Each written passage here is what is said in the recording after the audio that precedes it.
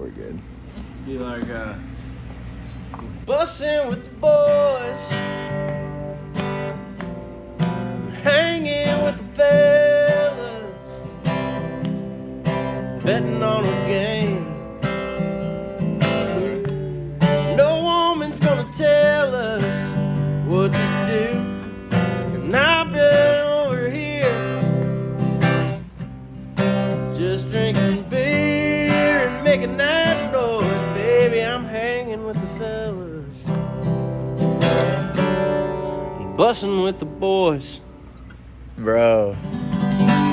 Welcome to another episode of Bussin' With The Boys. This is episode 370. If you are listening to me right now, whether it's on audio, whether you're watching my face, and you love camaraderie, you love hanging with the fellas, you love hanging with the ladies. We love the ladies. Everybody on the bus, we love the ladies. Yes. You love some good jokes, some banter, talking headlines, NFL. We're going to be talking NFL Combine.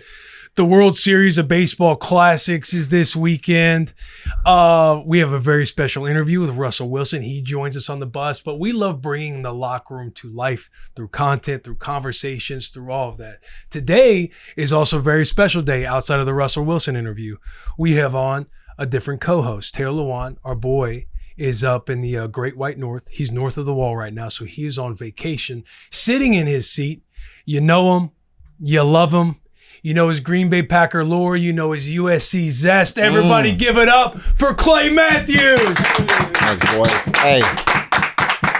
Feels right. Feels right, good. doesn't Yeah. it? You like the seat? Feels good. I'm not in the guest seat. I've moved up a little bit. I appreciate the invite. But I knew when you reached out late 2 nights ago, you needed one thing. You needed me. And that's it. These boys, Taylor and Will, do not reach out to me unless they're, Don't bullshit, dude. We don't have a guest. You want, yeah, and I always come through. When do I hear from you? When you need me. Hey, No, you just got done moving. Hey, what who did you use? That's Do true. you get a discount? I know. I didn't ask about this? I didn't What ask about a perks? You think if I discount. name drop Willie C? Like, okay, relax, bro. We're not that I'm not that gonna tight be yet. Some of my memorabilia is going to be missing, and I'll know why. Yeah. Because of who I hired. They'll do a great job. This episode, Bussin' With The Boys, is presented by the world-renowned FanDuel Sportsbook. Is that it? Renowned? Renown. Yeah, let me. Bussin' With The Boys is presented by the world-renowned FanDuel Sportsbook, America's #1 sportsbook. This Saturday, the world's toughest superstars will be getting in the cage in Vegas, but the biggest winner on fight night could be you with FanDuel. FanDuel is the #1 place for same-game parlays, whether it's the money line, round betting, or method of victory. You can build your parlay however you want for a shot at big winnings. The FanDuel Sportsbook app is designed with easy navigation and real-time updates for the ultimate fight night experience. And if somehow you still don't have FanDuel, now is the perfect time to join because everyone's getting a 30% parlay profit boost to use on the big fight. Just visit FanDuel.com/bussin to get in on the action. That's FanDuel.com/bussin for your chance to score your 30% parlay profit boost. Now, this is honestly a great question to ask Clay because Clay loves the UFC. I do. You love the fight game. I do. You love the fight game so much. You watch it every weekend. It doesn't have to be a main event or a pay-per-view. Yeah, I was a little bit like when Theo was known as the guy who watches the early prelims, I'm like, buddy, This should be me.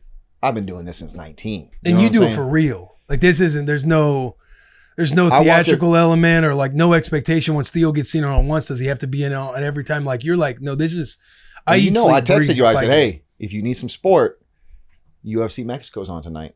Moreno versus Kavanaugh. You did. Yeah. You did, but I've dropped a couple parlays when I blindly ride with you. Oh, I don't. Yeah, well, hey, that you saw the balance. It's at 0 right now. We'll wait until next football season. But you like to bet during the fight. I do. I'm a live better. You're a live better. What you can do on FanDuel? You have thoughts on Holloway, Oliveira? I haven't given it much thought, but I think it's gonna be a great fight. I think, man, Holloway has just looked remarkable since he's moved up weight classes. I think. I would like to see Holloway on the ground with Oliveira. I want to see them two roll just because Oliveira is an absolute stud, with his jiu-jitsu. But I know they get on the ground, it's going to be Oliveira, right? Well, yeah, I mean, you would say, yes, he's got the, he's dominant, probably the most submissions, something like, he's got it. But like Holloway, like they want to see him trade and bang. And that's what Oliveira has said. He's like, I'm gonna stand with him. I'm gonna get hurt, but I'm gonna keep coming. Yeah. So, didn't work with him when he fought Elia, but we'll see. Should be a good fight. JP, you got it. You got a dog in the fight on this one? Not really. I think I align with Clay. Charles, he's like older in the weight class, but he's just been in the UFC for so long, so it feels like he's older than he actually is. Yeah. And I kind of wonder when he's going to be done. I know he loves the game, but I would love to see if he went out on a win over Max Holloway and then left the gloves. Because he's not really going to get a title again. I'd have to look at the class he's fighting in, because I know that, what is he? Was he 170? He's lightweight, 155. You're supposed to be the UFC guy right now. Well, the weight classes are all over the place, brother. What's flyweight? Welterweight? Middleweight? I can get you light heavyweight and heavyweight, but yeah, it's tough to keep up with those. All right? So Oliveira? Yeah, give me Holloway. I'm taking He said, Holloway. give me Oliveira. Okay. Holloway by KO. Okay. All right. Oliveira by submission. The Blessed I'm just knowing you're giving brother. you're giving game to the Moneyline fans out there, the Moneyline Matthew fans. But hey, maybe wait till that first round's underway so we can see how it goes. Okay. You'd hate for him to get him on the ground. Those odds start shifting, live odds. Yeah. Another question for you. Let's get immersive on some Clay Matthews, since you're co-hosting Bussin With The Boys today. Mm-hmm. What you been up to since the locker room, man? Man, I just that ice storm we had was real. Been doing a lot of cleanup. Yeah. Got 2 chainsaws. Shout out Steel if they want to hook me up with another one. No free shout outs. Unless you give me another one. Yeah. I've been doing a lot of cleanup. We're also moving, as we talked about, moving homes.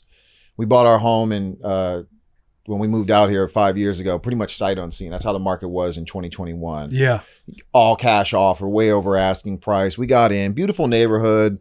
Love kind of where we're at. It's out in the middle of it takes like 25 minutes to get to the 65s, but we've finally found a home, purchased it. My wife's been renovating it for over a year now, so we're ready to move in. And it's been a little difficult, because I'm just my personality type. I don't trust people with my stuff. So whether it's my firearms, my tools, my memorabilia, I've been moving up. And your wheel of cheese. Yeah, no, I left that for you boys. That was a gift. You still have it though, right? Something like that. I think. Yeah. We might have donated it. Is that why the mice were coming into the? Yeah, we got freaking mouses now. We got mice. You had mice before I was here. No, bro. This place always stunk. I'm glad you cleaned it up though. The wheel of cheese didn't help. No, it didn't help, but it was a gift. You were supposed to bring in tools so we could eat it, and you never brought in tools. You're right. I did say that, but that was an opportunity for you to come save the day. So no, just like when you reached out. Actually, you know what? You always do reach out to me to save the day. That's why I'm here sitting down. So I should have brought that. Anyways, getting back to your question, moving. Okay, we got the kids' spring break coming up. Poetry night at the kids' school. Nice. My daughter wrote about basketball. Helped her with that, rhyme a little bit. But yeah, man, just trying to be a good father and husband. Seem to be failing at both, but trying my hardest. Really trying my hardest.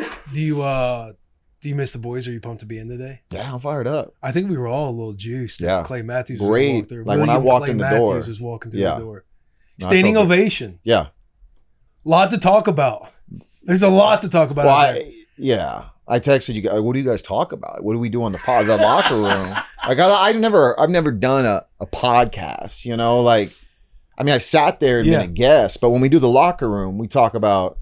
We give our bad takes. Right. We talk about one thing. We talk about ball. We talk about ball, but here it's like I said, send me last week's episode, the interview you had with Bryce Harper, and man, y'all just talk about bullshit for the first 50 minutes, and I go, all right.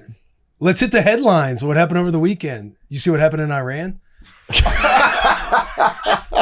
Joking. We like to have fun on the bus. Just kidding.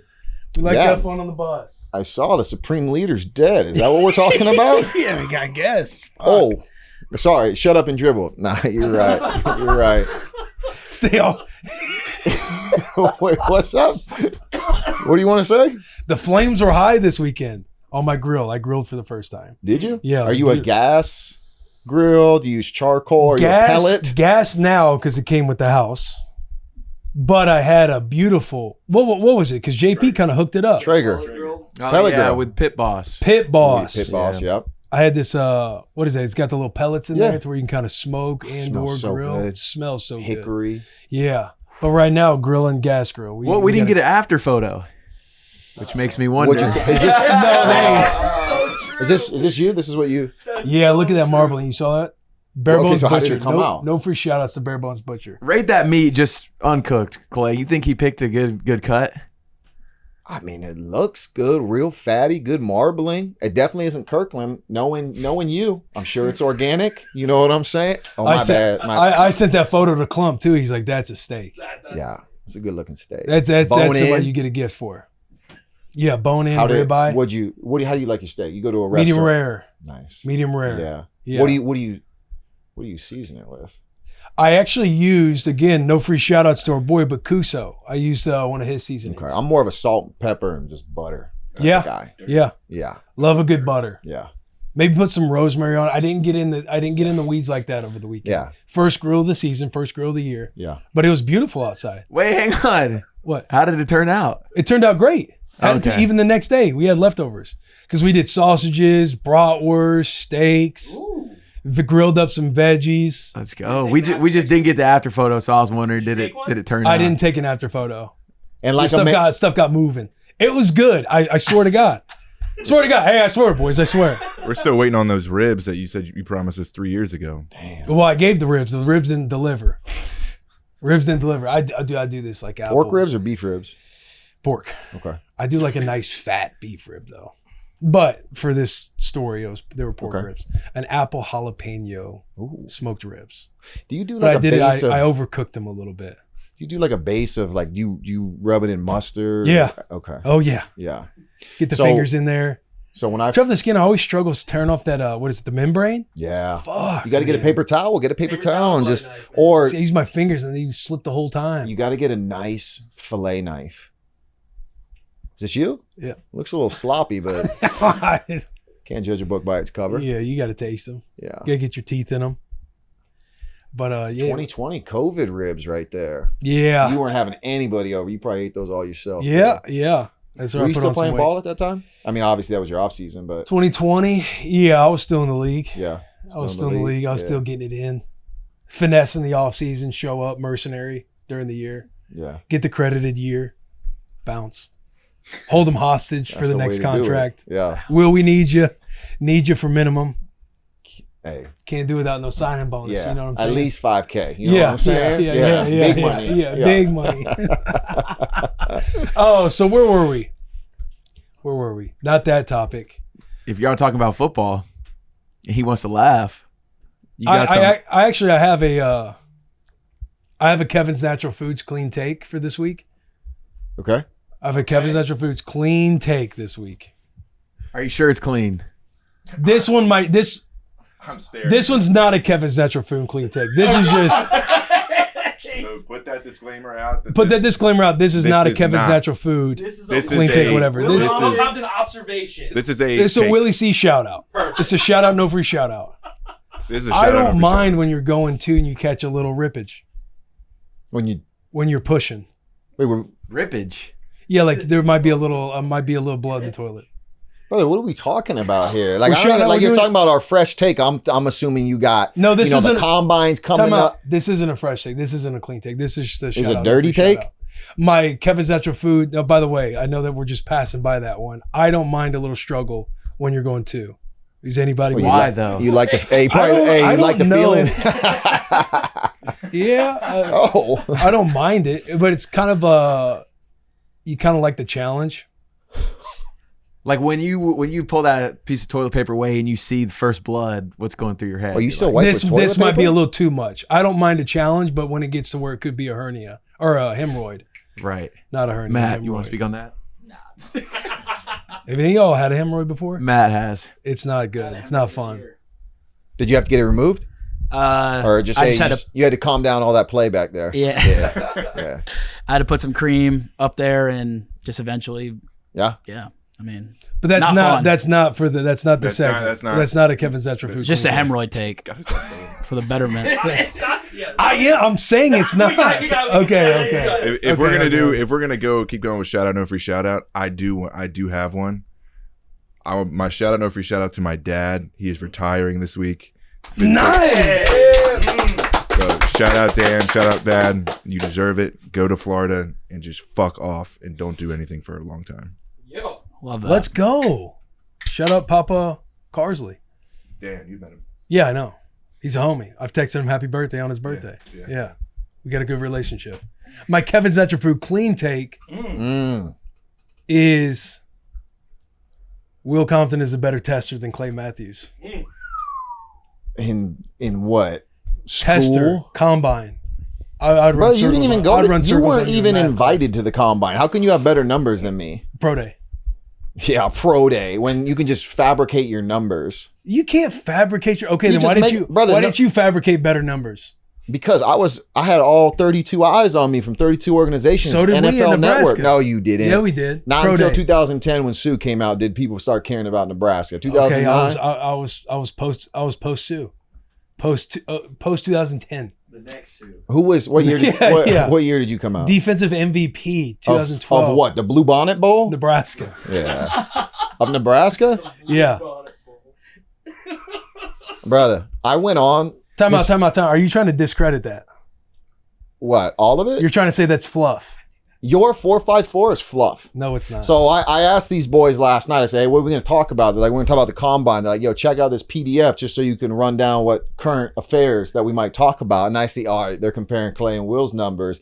I go, 454. Like, you were scooting if it was 454. I couldn't validate that anywhere. There's one clip online of Nebraska where the clock starts like a half a second after you leave. Like, it's not official. I see you're watching tape. Yeah.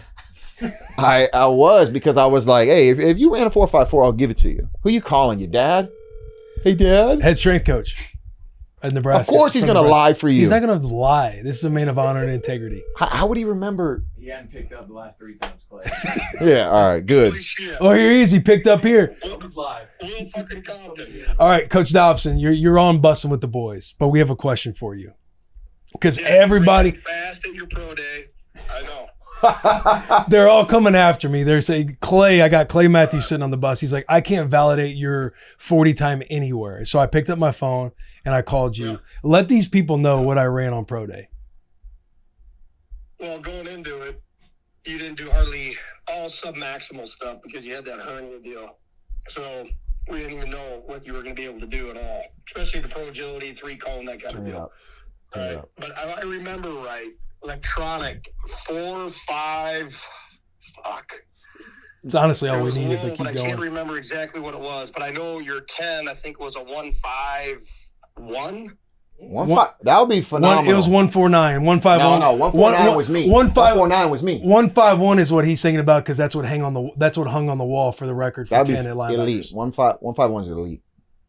Yeah, he was good. He was good acceleration. But yeah, I mean, it legit. No bullshit. Low 4, 5, 4, 5 low, whatever the hell it was. I can't remember. Was it a 4, 5, 4 or See something the clock. like that? Hey, slow it down. The clock doesn't even start. That's the lore. What And clock? this- See what I'm talking about? Go back. The clock doesn't even start. So I think somebody just put that clock there, bro. But it stops. Look at this. It stops. That You're already in a full sprint. It's 0.06. Like every hundredth of a second matters. Dob, I appreciate you because we're all having like a nice silly goose time. We love the bus balls. We're laughing at what you could be saying, but I love how you're carrying this with such professionalism. And you remember it, and you're a no nonsense guy. So I appreciate you delivering that news for him. I'm not going to lie about it. It does me absolutely no good. And I'll be honest with you, it surprised the shit out of me too. Just being honest with you. You're the man, Dob. I love you. I'll call you on my way home. All right, brother. Take care. Hey, I love you. I love you. He's not gonna say All it right, now. Did you hear that? Hey, That's a strength coach right there. He sounded like one. that's solid though. Like I gotta. If you can run in the 4.5s, like so at my pro day, I ran in the 4.5s as well too, hand time. But I don't know if that's electric. Hand time. Yeah, hand time. No, he was saying electronic. There were some that popped up 451 on the handheld. When I ran at the combine, it was like 4.54, 4.56, and then when the electronic was like 4.67, I was like, golly, like that just jumped back quite considerably. But the 10-yard split is what I've always said. Like that's my get off, my acceleration, my burst is always what separated me. And That's the bread and butter. especially as a pass rusher. And I was second in the entire combine to Percy Harvin, who had a 1.48 10-yard No spread. shit. No shit. Yeah. What was your size? What were your measurables? I What was your height and weight? 240, 6'3" and 5'8", 240. It's a specimen. I don't know. I didn't really care about that stuff. You got to go Hey. to the combine. But man. right here, You have the heart. the immeasurables. Yeah. What was your? Bring up the numbers again. What was your pro agility? I did well in the agilities. Oh, you 20 only, you only got 23 reps on 225. Well, I mean, how many did you only get? Oh, if you wanted to beat me, you would have had to get 25. 24? You probably weren't even locking out your elbows. Like I said, I had the coaches on it. I will say I have shorter arms. Okay, well, that's all right though. Like the bench press is so overrated. Now I know this is a whole gimmick you're doing right now, but like if I can speak candidly, like the bench press, like as long as you don't shit the bed and get like 8 to 10 reps, like you get 18, 20, 25. Yeah. And then I think there's also something to be said, unless you're a linebacker, if you're like a linebacker cranking out 35 reps, like you might be a stiff. That might be that's too Yeah, much. that's too much. Too much for Yeah. a linebacker. I Yeah. would agree with that. And then what else? What else? But you got bunnies. Bunnies, I did notice that. You Broad did. over 10, Yeah. 35 vert. I think I was so Aaron Curry out of Wake Forest dominated the combine. He went number 3 or 4 overall to Seattle. Yeah, he was a top 10.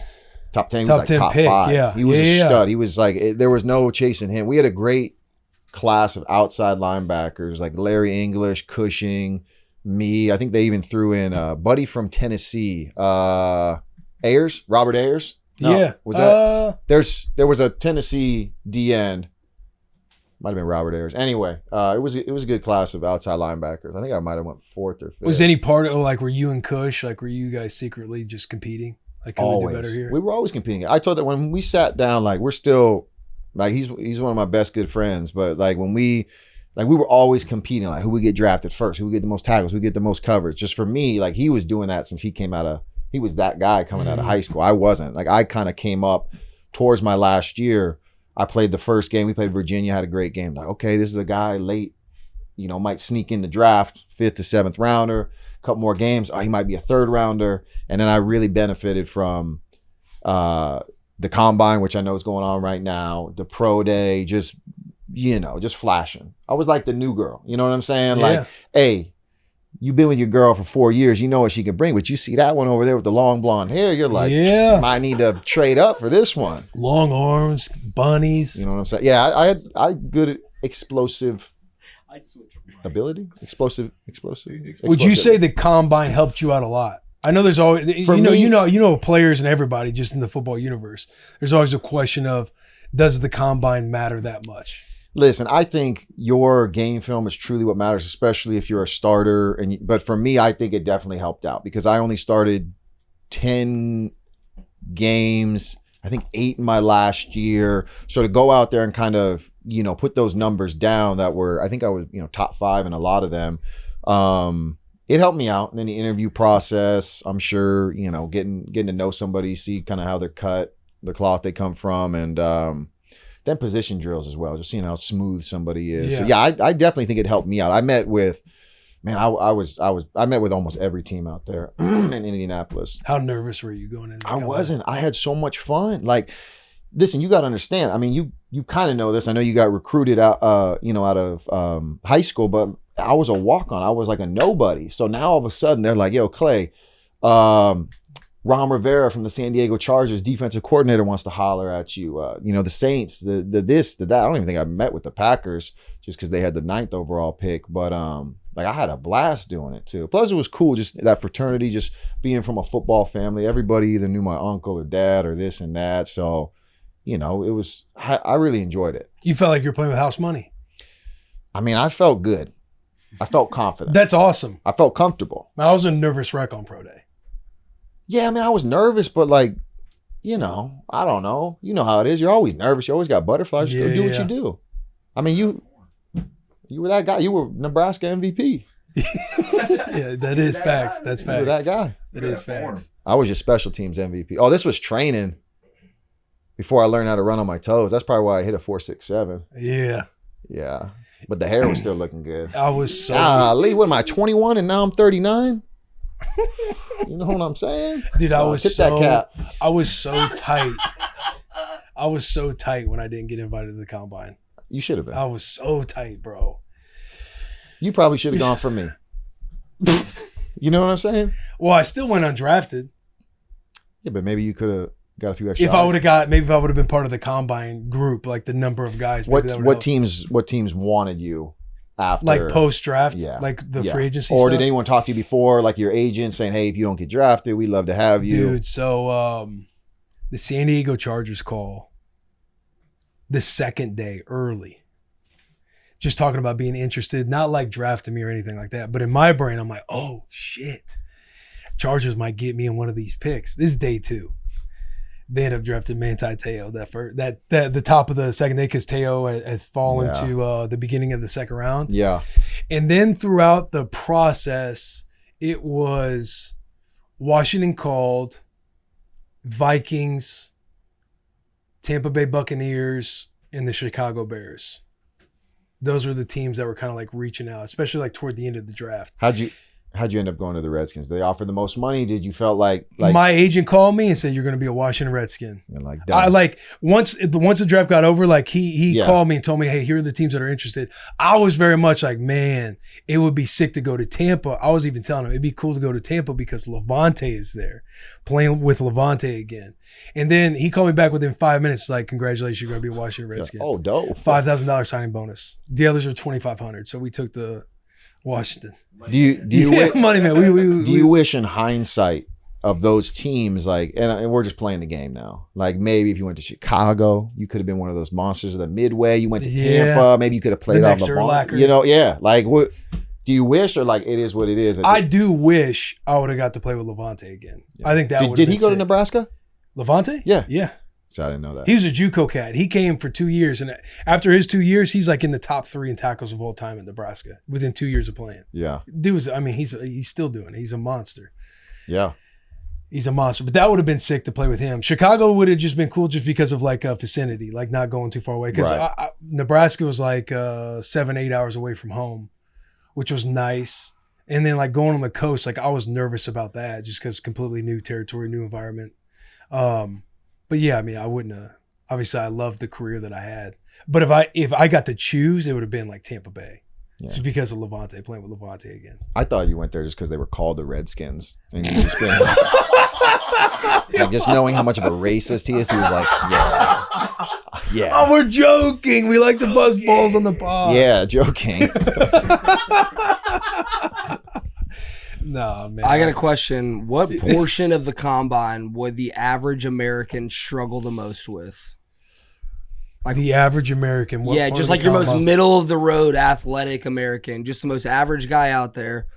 What portion of the combine are they struggling with the most? Where are they going to really have the wall they got to climb over? Oh, I would say bench. There's Yeah. probably a handful that probably couldn't even do 225. Yeah. I would think Probably. naturally. Get buried. Look like, oh boy, did you see that clip going viral? No. Dude who took It's off, on what was our- it, it's on our 425 or Instagram. 405? Yeah. Took it off the rack and it just collapsed his His ribcage. wrist much snapped. weight. Is that what His happened? yeah, if you go look at it, you'll see his wrist snap, and then not like snap, but the bar slips out of him. You can see them bend backwards, and it falls straight on his sternum. Almost. Do we know if the kid's okay? I think so, but But who cares? It's viral. So like, you know, you But this dude- whenever people get hurt, you just cut the video and you're like, and you get a good laugh. Yeah, but bro, yeah, That's how the yeah. internet works, right? Sure. No doubt. Like we had our fun, but part of me is like, I wonder how he turned out. Like that bar Whoa. damn near caved into his spine, bro. I'm also getting to the point in like life where like, why are you doing so much weight? Like you never need to do that much weight on the bench press. But this is a high schooler. Even more so. Like you don't need, No. He's trying to be the next Clay. Yeah, he's trying to be you, bro. I understand. Think There's about a- how driven you were trying to put weight on the bar. there's a fine line between pushing yourself and just doing too much. But maybe when you got the wrists are good. Wrists are good. He just lost control. Oh, he's good. He's good. He didn't have proper spotting. Walk it off, big guy. who's at fault more here though? The guy's egos thinking he could do 425, or his friends not properly spotting him? Yeah, They should but have taking two it off and guys not on having the yeah. side of the on the Yeah, on but the side of the even barbell. when you're there, like to catch it like that, I feel like that's darn near. You wouldn't have caught it, No. but you'd have still been there to help absorb a little bit. Because when you're maxing out, when you got the, No, you're right. when you're going after Three it, you got spotters. 3 spotters there. I feel like that's tough though, insane. because when you are maxing out, you're like, don't fucking touch it. Let me get it myself. You know what I mean? But he wasn't even in that. Like it was a free fall. That's There why was I feel no- like you're not ready as a spotter though. Like when he takes it off, you're expecting him to at least get it down and struggle. You're not expecting that thing to just crush. But Which you're I guess- still You're around it. right. You're right. Could have helped a little, Yeah. but man, hope he's okay. That's a broken rib or 4. Oh, it's broken something. Shattered his sternum. Had to. Yeah. Lungs, right? It had to like collapse. yeah. something. That's 400 pounds free falling. Like there was no eccentric or anything. Oh my god. It just dropped on him. It just dropped on him. What So, would so you, no, I was just gonna say you go back to these numbers. So you were flying on the 40. Yeah, I was a white boy with motion. How how did that translate to the NFL game? Were you I the was first great. one down on kickoff? I was great, but no. I was a flow backer on kickoff. That's why I said no. That's why I say Flow back. clean take, better tester than Clay Matthews. I don't know. I Game still film. had better numbers though. Clay Matthews. Like I'll let's just call a spade a spade. My 4.5 wasn't translating at all times on the football field. I'm an old dog. I'm 36. It's over. I just got a DEXA last week. I'm 27% body fat, over 600 grams of visceral fat. Like I got some work to do. Yeah. Yeah. Don't worry. I sat down and pulled my belt up a little bit right there. And It's I winter, hate though. these pants. These are those pants where I got the smallest bulge. Like I don't got nothing. I got a small Peter. I'm fat, dude. Small. But I'll call You it what it. lose some weight. I You'll be was looking like Yeah. who's that? See, I just started a night in the 7 Kingdoms. Great God, show. the beginning of episode 2. Golly, Oh. GOT living up to Yeah. their reputation. Yeah, massive just hog. showing dong all the time. Yeah. right out of the gate. Just right. too. I'm like, whoa! I was in bed with my wife. I was turned it a little bit. Yeah. That's not real, baby. Yeah, That's yeah. CGI. Are you into that, sweetie? Yeah. That's too much, right? But yeah, my 4.5, I wasn't running a 4.5 speed on kickoff flying down. Now I was headhunting, but I was a flow backer. So you'd have the faster cats. I'd sit Set at it either. up for you. Yeah. If I was at the L4, you'd need the 3 to be the guy that kind of goes in front of me, and I'd Is that stack him. I was an L4. I think I was like an L4, L3. See, then I'd be the 5. If you're a 4 and you were humming faster than me, Yeah. I'd be a 5, and it'd be like you're the Yep. you go see ball, get ball, and I'm flowing off. I'm kind of reading. Hey, see, that's what I loved about playing Schematics. inside backer too. Having played, on the D line, so to speak, like understanding how my 0, 3, and 5 tech worked. I'm like, just go be decisive. I'm Be a decisive. good enough athlete where I'm going to read off you. Don't worry about, what Yeah. I'm saying? That's why guys like AD, I mean, now they're Aaron Donald, incredibly gifted to do what they do, but just, being decisive if they're hitting back doors, even JJ Watt, like just be decisive. Right. I Just get- make a move. Yeah. Make You'd be like, let you hunt. And the minute I see whatever the block is, I'm trying to scrape off that dude's ass. ball, hit ball. It's a Yeah. shame we Yeah. never got to see that in the league, man. Both of us together. Oh, me and Clay humming. Yeah, imagine him in the L3. So in 2019, who were you with? Because I was a free agent after the 18 season. The Raiders. Might have been the So I should have Raiders. signed with the Raiders. 2000. I can't Y'all would have been remember. nice on the Raiders. Damn. We probably won like 3 or 4 games. Dude, us in the silver and black. Number one, their unis go so hard. They do. But you with the flow going, And what do you mean 3 to 4 games? Can you lead them to the playoffs? Plus 3 to 4 games. what happened? You 19? only won 3 to 4 games with the Raiders. Didn't you lead them to the playoffs when you were on there? Yeah, we were at a sink or Wait, swim what year moment was when that when Carr, until he broke his ankle, like they were rolling, the Raiders were rolling? That was before me. That was before? Okay. But this one right here, this was 2021, I believe. When I got there, it was sink or swim. Like that's when they fired Gruden and they needed somebody to come Yeah. in and help right the ship and get us to the playoffs. that was you. Yeah. Couple double teams on kickoff return, KOR. Just eating up dope. Look at that. It was fun though. That was a year. Mentoring Max Crosby. Yeah, mentoring Max Crosby, Yeah. absolutely.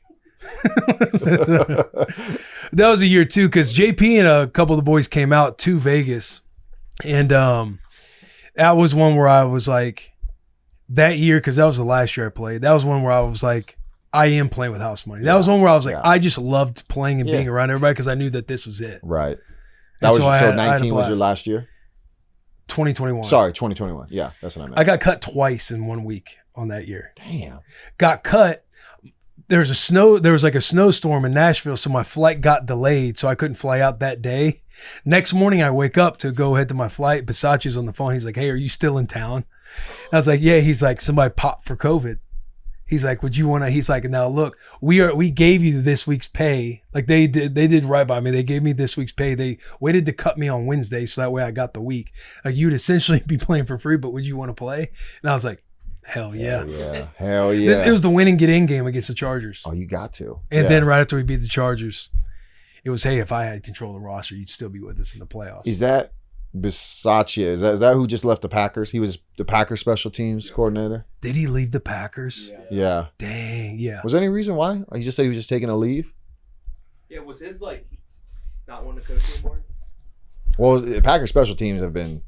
They've been tough. Yeah. Yeah. As I far just as didn't results know. go and everything else. Yeah. Bisaccia is a goon, bro. Is he? Yeah, he's a beast, man. He's a leader. Okay. He's a leader. He's a good one. Uh-huh. But yeah, Bisaccia was the interim head coach. And then after that year, because when they fired Gruden, that was when they were having like a solid year. We ended up winning a lot of games on the back half to where he was up for the head coaching job. And then that's when they went and got McDaniels. Right. Then when McDaniels gets fired in the middle of the year, then they hired Pierce. Yeah. Antonio Pierce. Because they were in another situation of, do we hire the interim head coach? They just won the back half of the year. Not to make this a big Raiders podcast. Who are they taking in the first overall? Fernando Mendoza. But some Las Vegas Raiders lore right there. Yeah. Well, you got a brick, right? Don't you get a brick if you play for the Raiders? Yeah. Dude, their alumni club, whatever, they're the best in the league. They still send me stuff on Christmas, on my birthday. Dude, I'm boys with Donald Penn. I haven't seen him in a while because we used to train in California, tackle, play for Tampa, and then the Raiders. But yeah, it seems like he's more of a Raider. I don't know how long he played with the two teams than he is a Buck, but I always see he's got like a brick that he posts, and he's always going to like Raiders alumni If events. you played on the squad, you have a brick at their new stadium. Well, even when they hired the new coach, you had like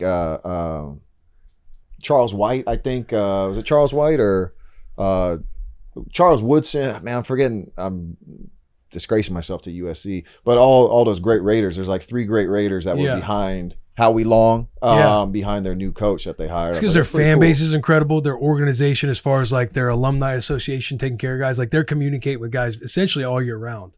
And they're the only ones that kind of, out of the 3 teams I played for, that follow up and do. So when you retired, who did you retire? What organization did you retire as? A Raider? I just retired a man of the NFL. You know what I mean? Yeah, just journeyman. You still got a one day waiting for you when you do want to make the decision. Whoever wants to sign me for a 1-day contract, yeah, I'm up for grabs. Okay. But I'm a man of the shield. Yeah, you know what I mean. Yeah, yeah. It's like, dude, protect the shield. Yeah, protect the shield at all costs. What other storylines I felt like was coming out of the combine? Coach Aaron Glenn, falling asleep. Did you see him get caught? Yeah. To me, I'm like, you're there forever. Listen, yeah, we this all happened when we were sitting in meetings too, and Coach was talking. It's a bad look when you're on camera, especially with everything that's coming out of that organization in light of recent years. Like, it's not a good look, but the reality is, like, I don't think anybody really cares. Although I will say they do have the 2nd overall pick, and they're watching like pass rushers, like maybe just fall asleep. Just knowing that Coach Glenn, the microscope is on you at all times. Yeah, gotta be prepared. Yeah, because his reaction was fun. It was fun to he played kind it of off. chirp to, oh shit, I'm on TV. Let's see if the camera's still on me. Oh, camera's still on me. Let's dial it in. I bet you the cameraman was a Patriots fan. That's what I'm thinking. Like, he's got him. He's like, cut to me, cut to camera 4. Oh, look at this hair. This flow right here. What's this young man's name? I know he's out of Iowa. The one with the red hair mullet? Yeah. Unbelievable. Do we know his name? I forget his name. Whenever I see y'all that post video, videos of him but don't know his name. Yeah. Dude, have you ever seen content. that? Have you guys ever seen that one coach? He coaches up like middle school and high school O-linemen, and he just tears into these kids. Like, get your hips moving. Like, yeah. And bro, these kids are horrible. And all I could picture watching that video is that guy's voice underneath it. You got to know. Yeah, I'm sure I've seen that stuff. Jennings Dunker is his name. Jennings Dunker. What a name. Oh, legend. Yes. What a name. He'll get drafted on that mop alone. You'll get some kind of deal. I mean, yeah. Head and Shoulders. That was Troy. Uh-oh. Oh, which one were you? I was Suave. Oh, I did so Head and Shoulders was. So am I bringing up beef right now? No. Well, beef between the two parent companies, between Unilever and Procter and Gamble. Okay. So they own a number of. No, I remember like it just you're either in bed with one or the other, and eventually I got back in good graces with Procter and Gamble. Okay. Yeah, because if you're like a Unilever guy or Procter and Gamble, how quickly did you get a deal with this shower company? With the shower company, I think heading into, I want to say going in my second year, like after my rookie year, because there was a dope, like, you know, you have to be an NFL paid sponsor, endorser in order to, you know, show the you know, the Packers logo or whatever it is. But we had just won the Super Bowl. And it was from Suave, and it was like a full page. I'm going to say like New York Times says, congratulations, you know, Clay Matthews, you are head and shoulders above the rest. And it was me just like flexing on like with big Suave bottles and stuff. They got a cease and desist, but hey, it's over. Head and shoulders above the rest. Move already been made. Yeah. Damage was done. Only. Yeah. Man, that's awesome. I could see him getting like, it's crazy to me, some of the kids that go like into the league already having something that's like defining them. Because that dude's clearly, it's his hair. Like he knows it. It's awesome. Yeah. No, we had muscle. I had Muscle Milk too. Muscle Milk. Yeah, you did. I had it everywhere. There was a Bible. There was Muscle Milk. I had my Walk On T-shirt before Michael Chandler. You know, it had to walk on. But we got some good money out of that, and they're good USC people. Yeah, Muscle Milk Matthews. Muscle Milk Matthews. So yeah, you see this like right here, like Muscle Milk. Like they're not a league sponsor, so you kind of have to, you know, like you can't make it look too much like the Packers. So right, just the colors, default colors. Give me strength to blitz faster, to stop the pass, to win it all. Muscle Milk. I love that, dude. I love Muscle Milk. You just shout out Muscle Milk. Always free shout outs for life. They got something new coming out. Yeah. I'm gonna shoot him the clips. Just want you guys to know. In case anybody's watching, still working for you. That was a great shoot right there. Sang Bill Withers right there while filming that. Oh, was that for? No, that might have been for Muscle Milk. You ever feel like you got you what's up? He just saw the photo. You ever feel like you got caught up too much in the fame? No, I think I maximized it. I think right when I came in is when they started getting athletes. Athletes were moving into that that realm, whatever you want to call it, but it was mainly like Power Balance, Nike, Muscle Milk, you know, stuff like that. But Pioneer. We're watching Movie Star. That's what I'm saying. When you did the movie, the Magic Mike movie, I wish I did Magic Mike, brother. That's a great movie. The first one, perfect. Magic Mike was what they offered you, Will. That's right. You get it confused. Right. Channing Tatum, Pitch Perfect. Like when you did Pitch Perfect, where you kind of see, but I wouldn't even claim it for that. Have I already spoken on this? I don't want to repeat myself about how it came to be. But the offensive linemen for the Packers were like the biggest Pitch Perfect fans, and I might have seen it, might not have. I was like, oh, cool. It's like this fun acapella movie. And then they were like DMing Elizabeth Banks, who I think her husband or maybe her produced the movie, and somehow her husband was a fan and they wanted us in the second one. And so they sent a script. I'm like, no way this is real. To David Bakhtiari. He was the one spearheading it. And next thing you know, we're down in some Shreveport, maybe in Louisiana for like 3 days recording and filming. It was a lot of fun. It was cool. It was just a different world. Like we went to the premiere, we all slouched down in our seats because we were so embarrassed, like singing Bootylicious. But I love it. I have more people come to me now and be like, I saw you in Pitch Perfect than they do. Awesome. Like, I saw you win a Super Bowl. Like, They don't care about that anymore. Hollywood lives on forever. Yeah. Is there anything you said no to that you wish you would have said yes to, looking back now? But the one thing that I've noticed though is like even with the show is like I always tried to be aware of my brand, like what, and I do think authenticity sells. This is why like Gronkowski and Marshawn Lynch, they are who they are, but they sell. I think like y'all got, you know, like RO, what is it, RO or stuff like you'd be like Row. Oh yeah, like there's some stuff where you'd be like, oh, I can't do that, but it's like, you know, there was nothing I really said no to. Right. Maybe there was, but maybe it never got to me, but. You know, there's something you were trying to get, but you didn't get. I wanted to be head and shoulders like opposite with Troy. But then it was like they went to Odell after. Like I thought it would be perfect, like because he had the black hair, I had the blonde hair. You know, Yeah. I thought it was easy marketing. But no, I don't think so. What you're wearing right now? Carhartt sent me some stuff. They've been good to me. They sent me some stuff. I Yeah, only work with Riley Green. I got to be a music singer. Yeah. And Well, hey, I'm pop. just a sex pistol, dude. He's such a good looking dude. Like that just is what it is. Yeah, but can he operate a chainsaw? Oh yeah. probably. Can he change the Oh blade? yeah. He's sponsored by Cat. Hey, can he too. fell it? Damn, cat. Yeah. Like, that's what I want. Like I'm in the phase of my life now where if like I could get a tractor. Shout out John Deere Kubota. You know, anyone else that's watching. No, Riley Green's a man's man.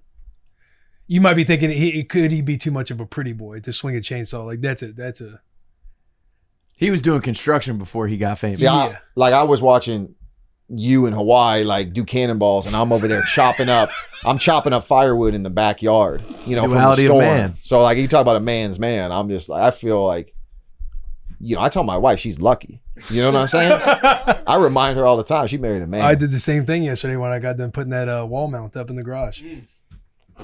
Brother, you I told my can't- wife, sweetheart, you are can't- lucky. You can't use those anchors. Those anchors will not hold. Those little plastic anchors you tap in. I'm telling you right now, that's trash. That's what the instructions told me to do. Okay, Charm, did you get this man a stud finder? I did. Okay. I got one in my new little toolkit too that the builder gave me. That he It said left? 2 Willie 1 shelf. Congrats Willie on your one house shelf? and your first tool set. Okay, you got to find the studs first. You always want to anchor into some studs. Okay, the drywall will not hold. Number one. Hey, time out. Okay, But the stud is the board. the board.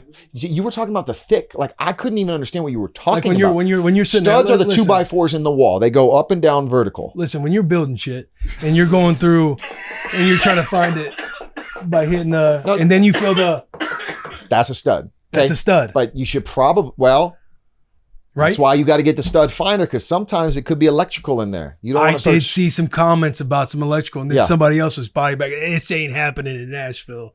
This ain't no Northeast bullshit. Or he said something. I saw people bickering Well, I back saw and you forth. body bag a grandma in the first comment. she had to get it. 77-year-old. She had to get it. Yeah. Up Well, I to mean, no she knew good. how to hang a shelf. Yeah. Did you have a level? Did you have a leveler? Yeah. Oh, you gotta have A good, that. like a There's- magnetic one where I'll put it on and it'll like magnetize to the. Do you have different? But you got to have different sizes too, depending on the length of 48 inches, 72. Get you a small one, magnetized. You talking about a leveler? Yeah, a leveler. I just put one on each one when You I'm have the little bubble ones they give you. the one that came in my tool set. Okay, Milwaukee. Great city, Yeah. out of Wisconsin. Tape, yeah. Yeah. I got the power drills. I got the ruler, the tape measure. It looked The good. leveler, It looked the good. I stud just finder. worry with the wear and tear of you picking up and putting the shovel on and whatever the broom you have that over time is going to get a little loose. Now, why is that? Because that's what came in the box. It doesn't matter what came in the box. You've got to know how to affix this tool holder to the wall. It's part of being a man's man. Okay, I And get Riley that. Green And do I'm that? down. Listen, I'm down to say I haven't been a man's man throughout the course of my life, and I'm learning to be a fucking man's man. But you gotta, instead of talking down to me and discrediting the work Right. Hey. that I just put in on that garage, because stuff's hanging right now and it's hanging fine. But what are you talking about? Like when I put in them little plastic things, it's Yeah. the drywall goes straight through. Like, okay, the screw's not gonna go in right here. I need something to fit it. Get a What better. do I put in? Okay, get a better anchor. One that, like, I wouldn't know the terminology for right now. One that kind of flays in the back and pulls up against the drywall. That holds 50 to 75 pounds. Maybe they got a 75 to 100, just a little bit more wear and tear. A little stronger, so Okay. that way your bolt's going to be a little stronger. So you, Or a little longer. A little stronger, a little so thick. I don't know what Sherm's doing back there with the, I'll do a so commercial. you're giving me game within the game. Hey, whatever comes, whatever like little tools or whatever comes use with the that. set, don't Yeah, don't use use that. that. I need to get my own shit. Yes. Go down to Ace Hardware. No free shout outs to Ace Hardware and get my own like anchors that would go in. Yeah. I'm not a big fan of the plastic ones you put in the wall. Like the ones that you drill 5/8 inch hole, you kind of tap in the plastic. Yeah. They either go all the way through, you end up stripping the plastic because you're tightening it too tight, or you can't get it tight enough. But you're giving me game right now. I didn't know that there's other. I that wish there's you would other come to me options. and ask for help. Well, that's why I ask the internet. Sometimes you gotta show the failure in front of them. I can be the butt of the joke. They can all laugh at me. Talk about, oh, screws, nails. I didn't know what I was talking about. But That's next what time. sells. Next time I will. If it's something serious, I'm thinking I'm hanging out this little wall mount. Yeah. I can figure this out. All these little packages of screws and everything Experience else. is the best teacher, so I'm glad you took it upon yourself to do it. Now let me ask you this: Yes, sir. when it is a stud, Yeah. the thick part, You don't put don't need nothing. nothing. That's where you just go the screw right through it. Yeah. Now, if you're hanging something really heavy, you got to get some blocking in between those 2x4s. Okay. So It's a lag bolt. horizontal. Don't just say things. All right. Okay. Pump. Don't he said don't just Hey, get some blocking in there. All right. We take our garage organization seriously. here, yeah, okay? yeah. There's nothing worse than a garage where stuff's just sitting in the corner. I want it Yeah. on the walls. Wait till you get the bikes on the ceilings. That is what I'm looking into next. Now I don't have a lot of bikes. I just got Rue's bike, but I do want to hang it because I hate seeing the clutter all around the garage. Well, you know what I bought is I just bought a bike stand. You know, like ones you'd have at the school. Yeah. Since we got a few children at the house, like we just put mom and dad's bikes and the 3 Got kids just in that. It just keeps it a little tidier than putting it on the ceiling because then you're always gonna have to get it down. Yeah. Send us a picture of your garage. We'll put it up. Well, so we're that- moving right now, but We need a picture of Clay Matthews' garage. Did you get the ground fixed? Like you can't just have bare concrete, right? Oh, I got the what is it? Yeah, Is it like called epoxy or hypoxy? That's hypoxy. Hypoxia? Hypoxia? Like a Mount Everest? No, with an E, epoxy. I got some epoxy. Okay. You talk about the flooring, right? Yeah, looks good. Yeah. Throw a little chip on it.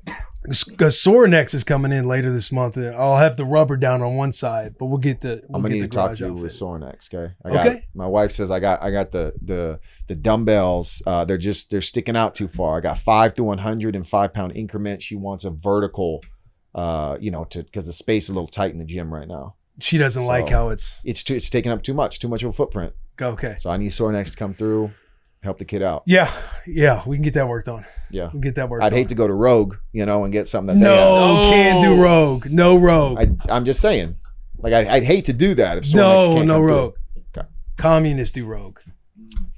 You want full-blooded Americans. So many shout outs. I love this. You guys just sit here and say what you like, and then they'll just come to you and just give you stuff. This is great. This is the whole point of having a podcast. But yeah, I was gonna say this is podcasting. Like Yeah. we sit around and bullshit. Yeah. Like we got a phenomenal Russell Wilson interview coming up that I'm sure whoever's tapped in, like they're What gonna enjoy. since I wasn't a part of it, can I know the viewers have to wait. I don't want to. How'd it go? What did we talk about? His entire career, getting there as like a 3rd rounder, beating out Matt Flynn, who they gave a bunch of money to. We didn't playing have in the Super Bowl. We only had throw in the pass. Yep. We only had 45 minutes with him. But I walked away from that interview having a new perspective and appreciate. Respect for Russell Wilson. Clay. Not that I didn't have any, but he even called us on. He's like, I know you guys have talked shit on me. Clay, how long in this interview of 45 minutes do you think it took Will Compton to bring up that he picked off Russell Wilson? How many minutes in do you think? And it was a 45-minute. I mean, probably 3.5 to 5 minutes. On the nose. 3.5? I think it was 3 minutes in. In my time codes, I had 3 minutes. I told him, I said, you're one of my 3. Yeah, that's what you just one of my 3, and then Russ is like, cool. He said I juked you out or something. He said something. He chirped back. Yeah, he tried saying he juked me or something like that. But maybe, who knows? Hey, and in the clip, I made it, and then it just kind of goes into some of your highlights against the Seahawks, and you have this nice tackle on beast mode that not a lot of people are talking about. You found that left foot, clipped his ankle down. Nobody else got him. Hey, just. I don't know what the script is, but who for the show? But I love having this conversation. Who was the most difficult running back for you to tackle? Because you talk about beast mode. It was. Look up running back for the Browns in 2015 or 16. Peyton Hillis? No. Isaiah Crowell. You're really going to sit here and not say Melvin Gordon? He didn't put his hands on him. Yeah, I couldn't get my hands on Melvin Gordon to know. But I would say as far as feeling it, it was Crowell and Chubb, the dudes from the Browns. Chubb tackling him, the tree trunks he has for legs. You felt it as you're slipping down the tackle.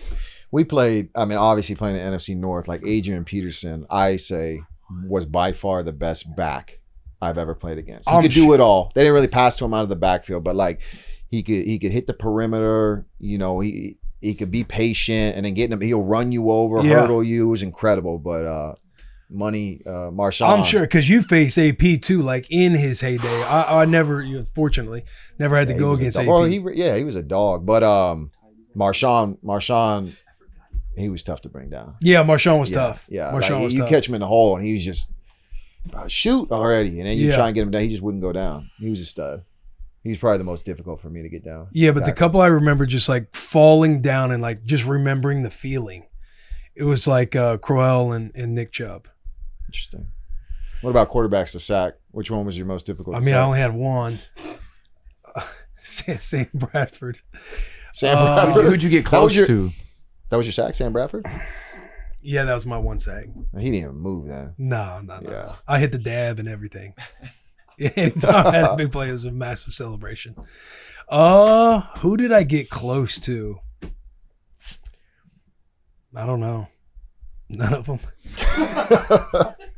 I always hated being like a free runner because I always felt like they could like make a move. I don't. Do you know what I'm talking about? I do. Where they kind of know that you're coming. Well, I'll tell you what. Trying Like, to not get tackled. no, well, hey, But it's like, but when you're getting coached on it, it's like, oh, take away the upfield, or you got to approach him this way, and it's just like, bro. what makes you a great tackler in the box, especially on quarterbacks, pass rushers, breaking down, taking away their upfield. There's a technique to tackling quarterbacks and not just, selling out and missing, lowering your, pad level. Like you actually want to grab them almost like a lion takes down its prey. You want to like jump on their back and bring them down. But I hated open field tackles because my whole life was pass rushing. So you're in this little box, everything's quick twitch. You're trying to grab people, you're working off fights, and then you're open field and you're like, this insane. Because then when you get off a block, you're relatively close to the quarterback. But to like where they it's always not a tell lot you, of- like shoot your shot. You're like, nah, you got to break down. Then you get embarrassed, and then you're like,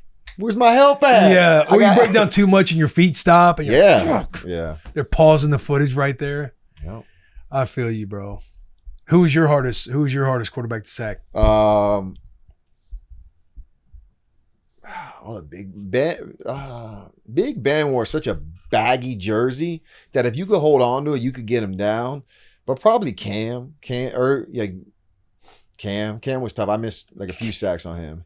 Yeah, He was just so big. Yeah, I mean, just a stud of an Yeah. athlete. Just shrugged.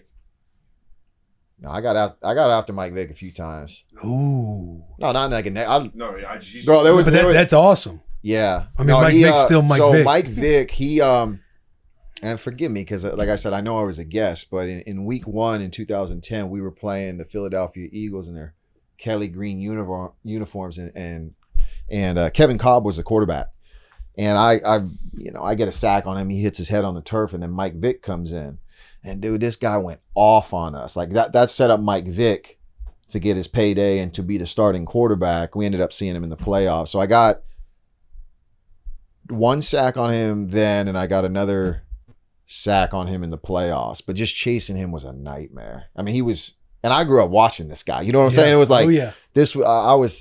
I sacked him one time. I was like, "What's up, Mike Vick?" Trying to help him up. And same with Brett Favre. I mean, he wasn't obviously the athlete, but I was always helping him up. Yeah. Like, I had a level of respect and appreciation for a lot of the guys. Did you play Madden growing up? Man, I was a 2K guy, a Dreamcast, a Gamecast. 2K was nice once upon a time. You got the reference? Yeah. 2K was nice once Yeah. upon a time. But I'm remembering what was it, Madden 04 when Vic was just Cheat code. nasty. He inspired a whole generation of young sports fans. Yeah, he did. Yes. Clay. Oh, sorry. Just Don't saying. do You gotta- that, man.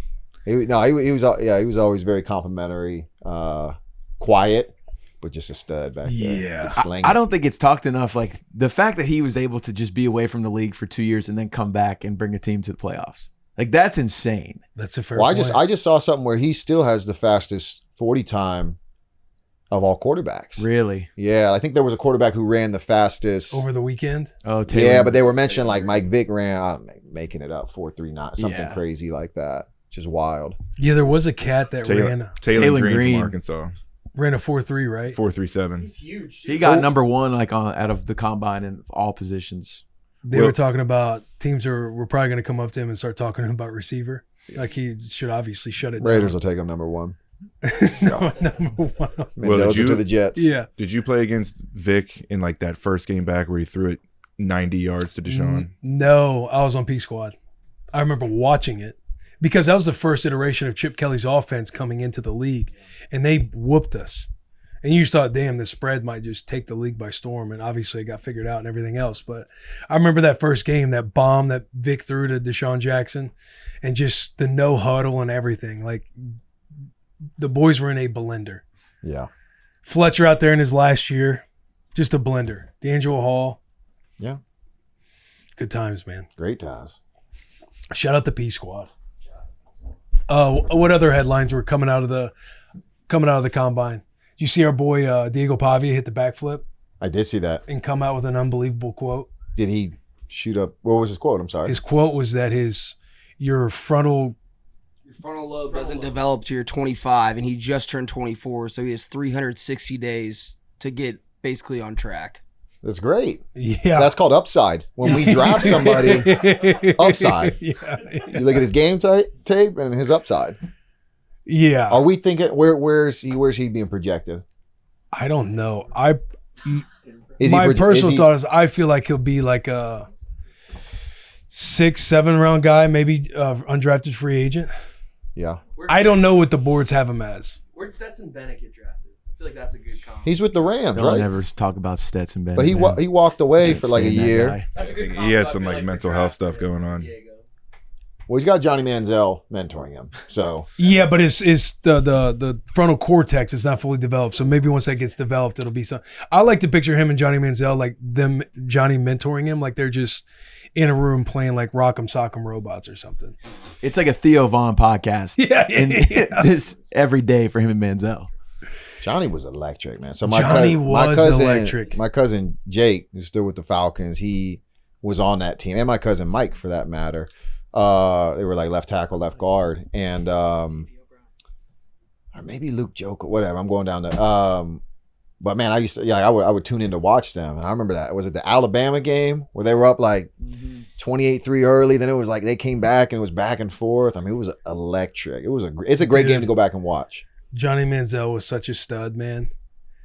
And for Diego to talk about Johnny being a mentor, hopefully there's just more, there's other people that he's getting advice from as well. Not to like shit on Johnny. I'm just saying when you look at what happened with Johnny, and if Diego's saying like, I'm essentially like a Johnny Manziel coming out of college in this way, I would ultimately my advice would be like, dude, be cautious about that. Well, I choose to think optimistically and positively about, because Johnny, I think he's done a lot of interviews, podcasting lately where he has, I think, been honest about his time in Cleveland and kind of what went down, and he wished he would have done things differently, Yes. which actually could be very beneficial to Diego based on perceived or actual transgressions, whether it's the interview process, whether it's the Heisman, whether it's the club, it's no, kinda you're a right. learning process. Because he was vulnerable with us on this show. And again, fan of Johnny Manziel. I'm just saying, if you're a young cat coming out,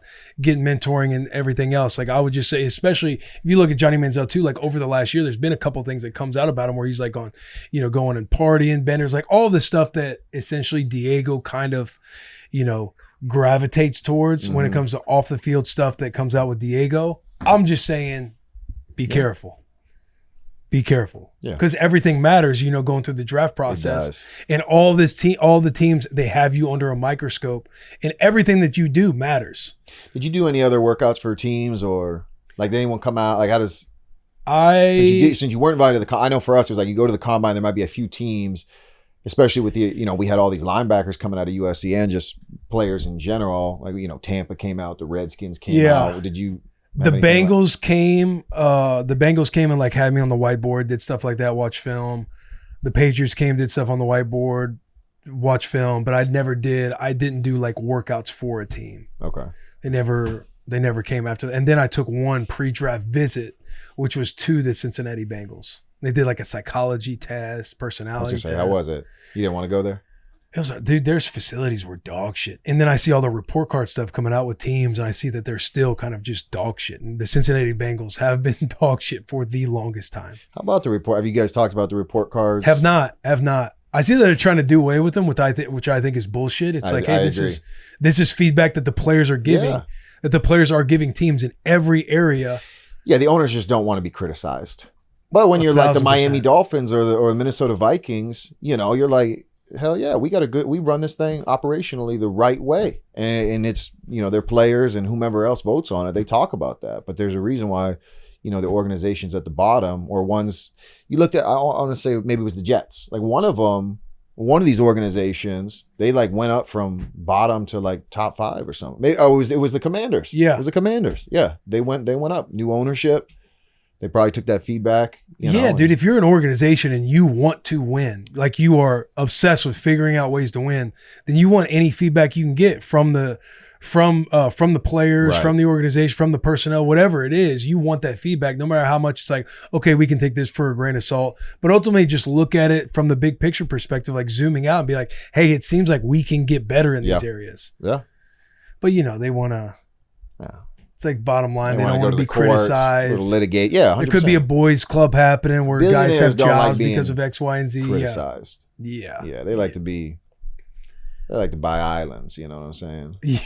And that yachts, shit islands and is yachts, crazy. and like other big airplanes. you know, Yeah. stuff like that. The files. Yeah. Yeah. Let's not get distracted. Let's not get distracted. No. Yeah.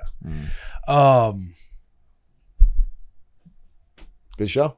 I got a shout out. Great show. And with that salary cap bumping up, how much did it go up again? 22 mil.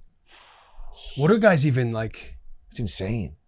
I mean, I see all the big contracts. What's the minimum at now in the NFL? When I got to the league, it was like 325. My first year was like 420. Is it over $1 million now?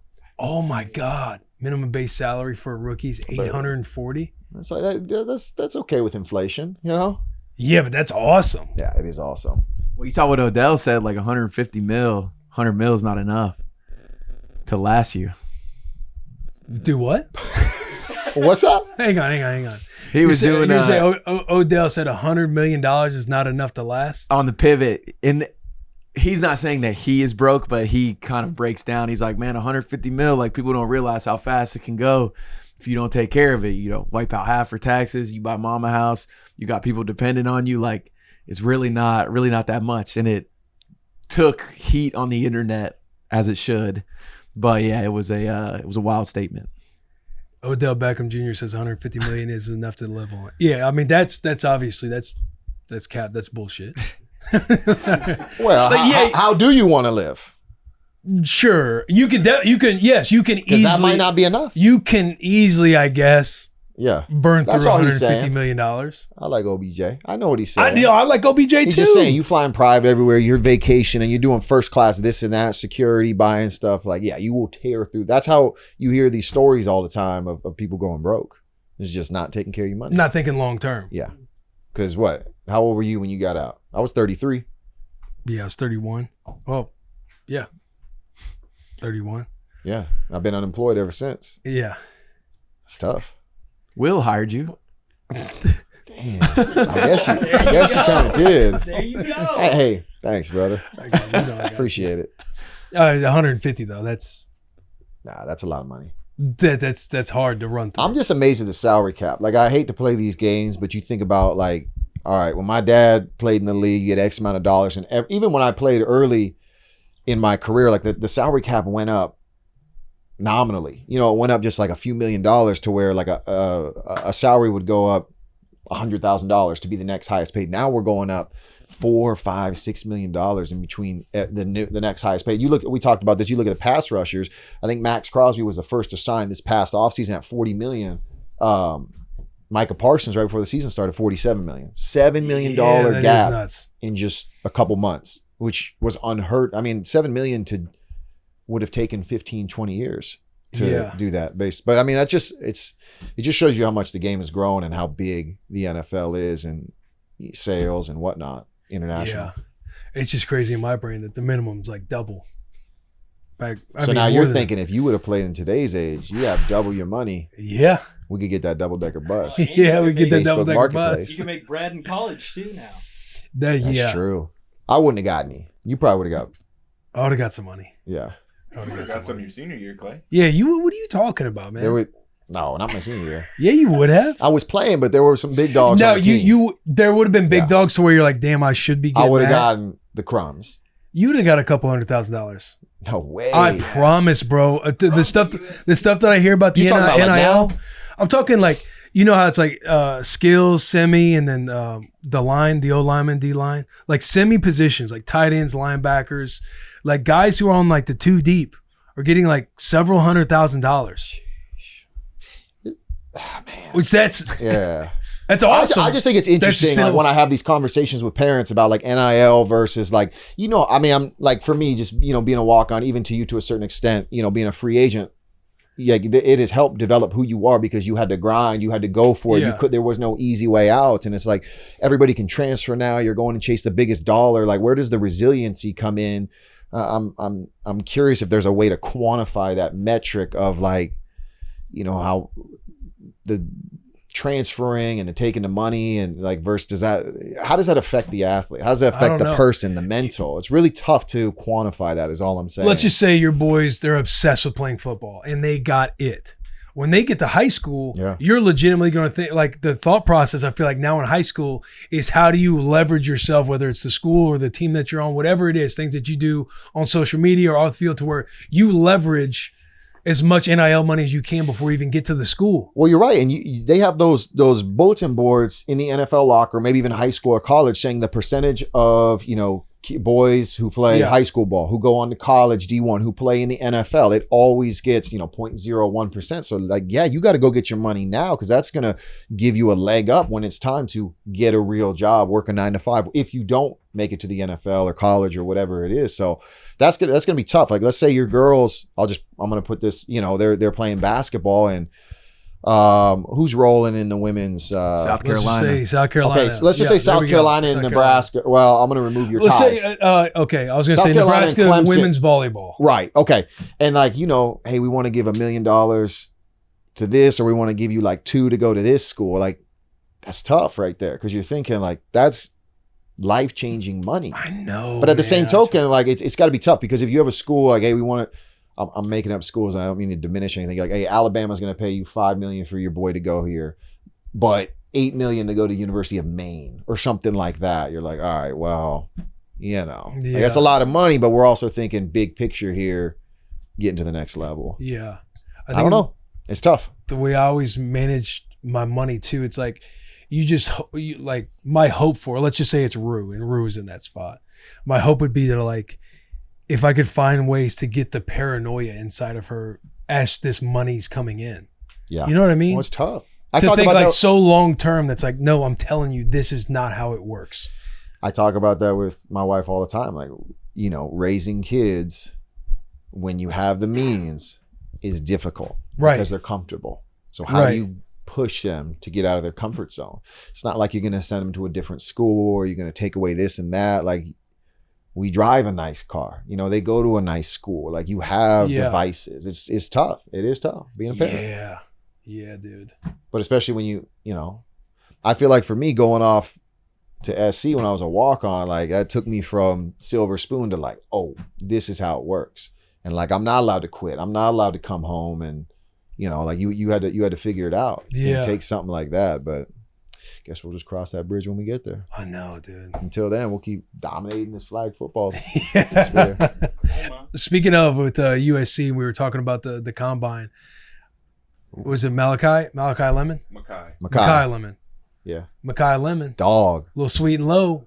I don't know, bro. That's just gangster right there. You know what I'm saying? Just letting it know I'm about to put the league on notice. Jay Jettis, you know what I'm saying? Yeah, like, bro, he's going top 10.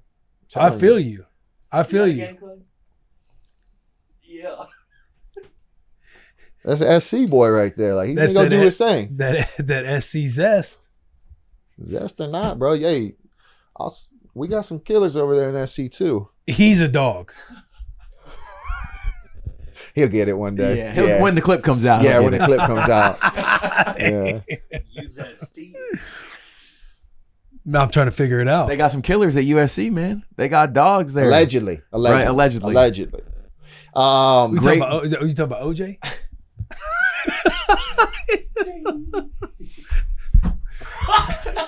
I love Sanchez too, but I gotta, you know what I'm saying? Oh no! That's my dog. Hey, That's a Clay Matthews opinion.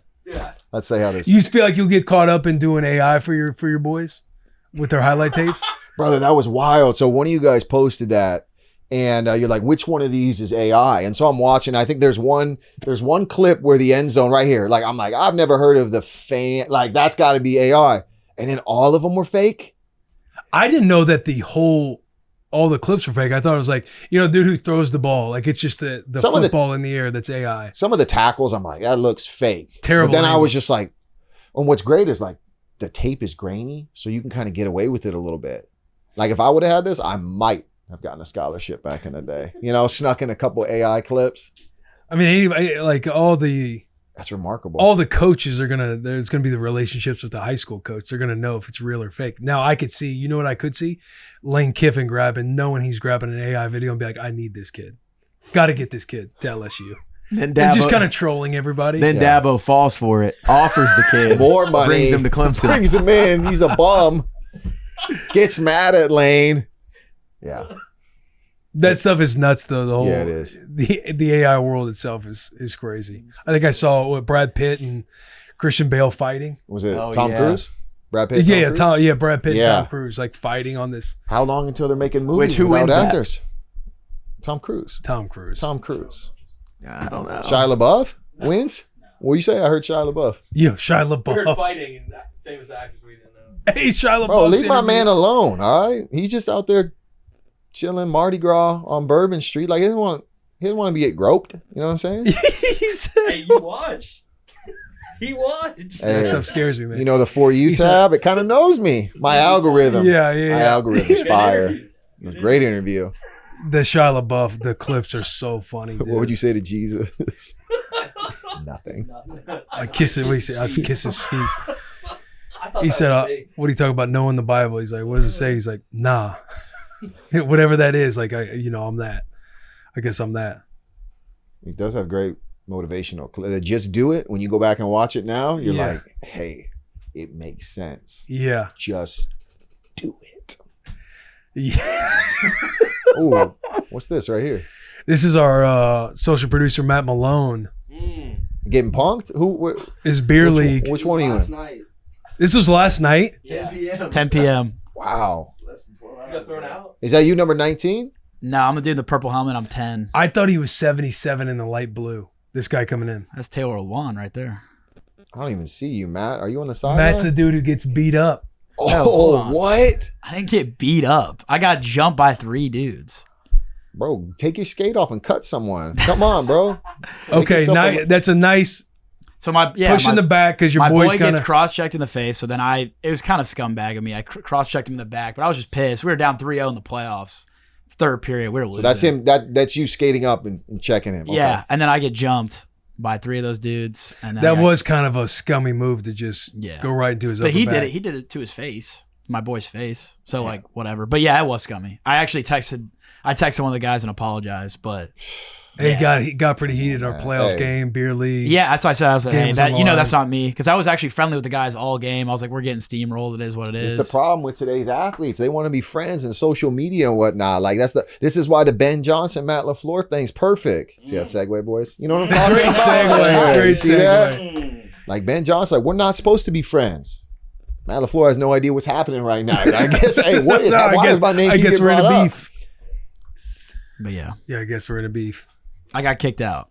You got kicked out of the game? Yeah, I got kicked out of the game. Actually, I'm going to check right now if I got my suspension email. Beat up 'cause and one of my kicked out. boys got suspended. I've been there before. Yeah. Hey. No suspension of now, but I'll be checking the email. Mitch lifted. Bro, somebody Mitch in had his it was a great. You in brought his your flag hips league. into it, and then he stood on business. That buddy didn't want any. I saw it. No, he thought he wanted some smoke, but then Nothing. I was like, I'm About it. about it. You lowered your shoulder on him, though. About it. He lowered his shoulder into me. We didn't see that on the film though, so If you slow it down, you're able to see it.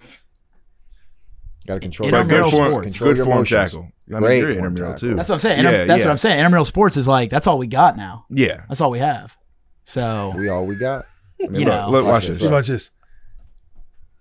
I don't know, Mitch. He just was running straight. He That's put his shoulder different. down. Hey, He's that's running right This is there. flag. This is flag football. All he's got to do is pull the flag. But hey, that's different weight classes too. Mitch shouldn't be punching down like that. Dang. The form tackle coming out of his Was the head. play over?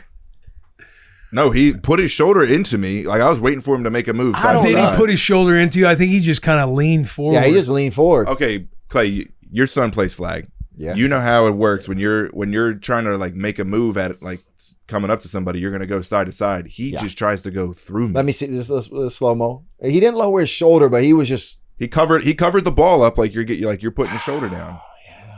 I mean, listen, I can see it both ways. I hope your suspension got reduced to like a like. Oh, an I just NCAA. this was like 3 or 4 months ago. I only got suspended for a game. Oh, I was hoping for a half, but game seems a bit egregious. But Let's get into some tier talk. You want to get featured on the show? Comments, YouTube comments. I found some. I had a couple good laughs from last week's episode with Patrick Willis that I'll read. But let's do some tier talk with the internet. Which one do we want to hit here? Top one first. Okay, this one is from at UFC Batman. This is Dom Box Steeler Hatfield. Hashtag tier talk. When is a time you've experienced stadium pulse, whether on the field or in day-to-day life? That's a good question. I was experiencing it last night with Rue. Stadium pulse, like we're talking big moment. I was thinking more where I had to keep my composure because she dropped the crowns all over the floor. New I had to carpet, sit in yeah. the hallway, help pick them up. Then she wanted to do the Band-Aid by herself. She gets out the Band-Aid box. All the Band-Aids fall over the floor. This is all right before, within a 5-minute span. And so I'm having to keep my composure, but I guess I wouldn't call that like stadium pulse. well, so I'm sorry. I understand the reference, but stadium pulse, is that like when you're flustered, or is that when we've experienced that actually playing? flustered. Flustered in a big moment. Yeah. I'm in the workroom with my dad. He's asking me to hand him tools when I'm 6 years old. I don't know what tools they are. Yeah. And I know whatever I Yeah, hand him next yeah. could be the end of my weekend. That's just an example. Did that actually happen? Because it sounds like we got to talk about this. We did see a hilarious meme the other day. It's like when your dad says to come outside and this is what's in the driveway and it's just a truck bed full of mulch. Oh, I've never experienced this personally, but I know we've got a handful of guys that are married on this bus. I can imagine if y'all chose the route where you have to ask your future wife's father for your hand in marriage, that's got to be high stadium pulse. That is. yeah, absolutely. I'm trying to think of like the last couple of weeks if I felt like a stadium pulse moment. Yeah, every day I'm feeling some type of Yeah, stress. raising kids, yeah, you feel it every day. That cortisol level, you go see your doctor for that annual. Hey, blood pressure's a little high. Yeah. You're like, buddy, you've got no idea. Maybe waking up late, missing ballet, you wake up. Yeah, stadium pulse. That was last weekend. Immediate stadium pulse. How are we going to handle this situation? We failed at getting her to ballet class. Now I'm talking to her. She's bummed that she didn't go to ballet class. She wants the ballet bun. She wants to do a class. We get the ballet bun going. That's a stadium pulse in itself. Trying to get the ballet bun right, watching YouTube videos, and then setting up the living room. Throw her on a ballet class. Stadium pulse back down to 0. Or honestly, watching Rue, she wants to climb something bigger, taller, like one of the walls at the playground. There's like a stadium pulse of me watching her doing it because I'm nervous. Like, man, do I need to be right there? But you don't want to be a helicopter parent. You need to kind of let her fail on her own. I kind of don't want. If she does fall, I think she's gonna fall. Like, do I need to be close? I need to remain back and let her learn on her own. Yeah. Stadium pulse. Stud finder. Oh, all of a sudden you drill. Hey, you drill into some conduit. Power goes out. Does the Yenorak turn on or not? The Ganorak. The Ganorak. Yeah, stadium pulse to get the Ganorak going. Yeah. Hey, we Was gotta definitely we gotta there. get you a Kohler. We gotta get you a Kohler. Wisconsin made. Isn't that right, Matt? You can hook that Kohler's. up. I mean, you have to pay for it, but like, yeah, I could hook I you got a up. big number. I mean, but hey, you ever been to? You guys, ever been to Kohler, Wisconsin? Great little town. We're close to Whistling Straits. Ooh, Whistling Straits. Black Wolf Run. You stay at the American Club down there. It's You ever been to nice. Whistling Okay. Straits, Clay? I mean, I've seen it, but like, I'm not a big golfer. We had breakfast there right before the what was Beautiful. what was that golf tournament with it's America versus Europe? It's Ryder, yeah. yeah, right before the Ryder Cups, they had it set up. Beautiful. It is beautiful. Yeah. Yeah. When we were in Wisconsin and we wanted to celebrate, we'd be out there for OTAs. We wanted to celebrate Mother's Day or whatnot. We drive on down through Sheboygan, and stay there in Oshkosh Kohler. over there too. Oshkosh, yeah. Wait, Sheboygan? Yeah, Sheboygan's down there. Yeah. Those Hey, are do a little beautiful fishing views. on the Bago. Beautiful. Oh man, Is that the American Club? that's the American Club right there. Looks like a good club. That looks sick. It used to be an old carriage house, and they converted it over. Mm. People are great. Stadium Pulse, your first grill of the season with some ribeyes. Really just grilling for a group of people. Yeah. Especially if you got some like new guys coming over and they're like, don't worry, I got you. We got some extra steaks. And then all of a sudden this guy, he's talking about medium rare. He's talking about seasoned. You go, oh, this guy knows his thing around a grill. You're just gonna get what you get. Yeah. You're like cut on That's the a good out, one. cut on the inside. It's a little bit more rare than on the outside. That's Yeah. kind of how it goes. Yeah. Stadium Pulse, like, your wife isn't going to be in the mood, but you're going for it anyway.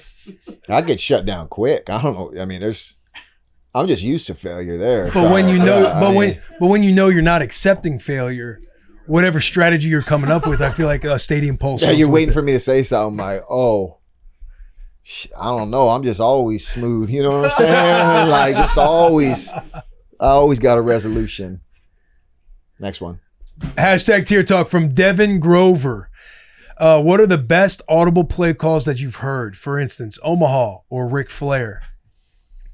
Like that a quarterback has said? Knowing that a quarterback, the first time hearing that they do salt and pepper, feels me and Mason Foster out there, white and black, or Urlacher or Briggs, Butkus or another guy, Brooks. It wasn't until later in my career, you probably got a benefit from this, but the centers had to put a mic on.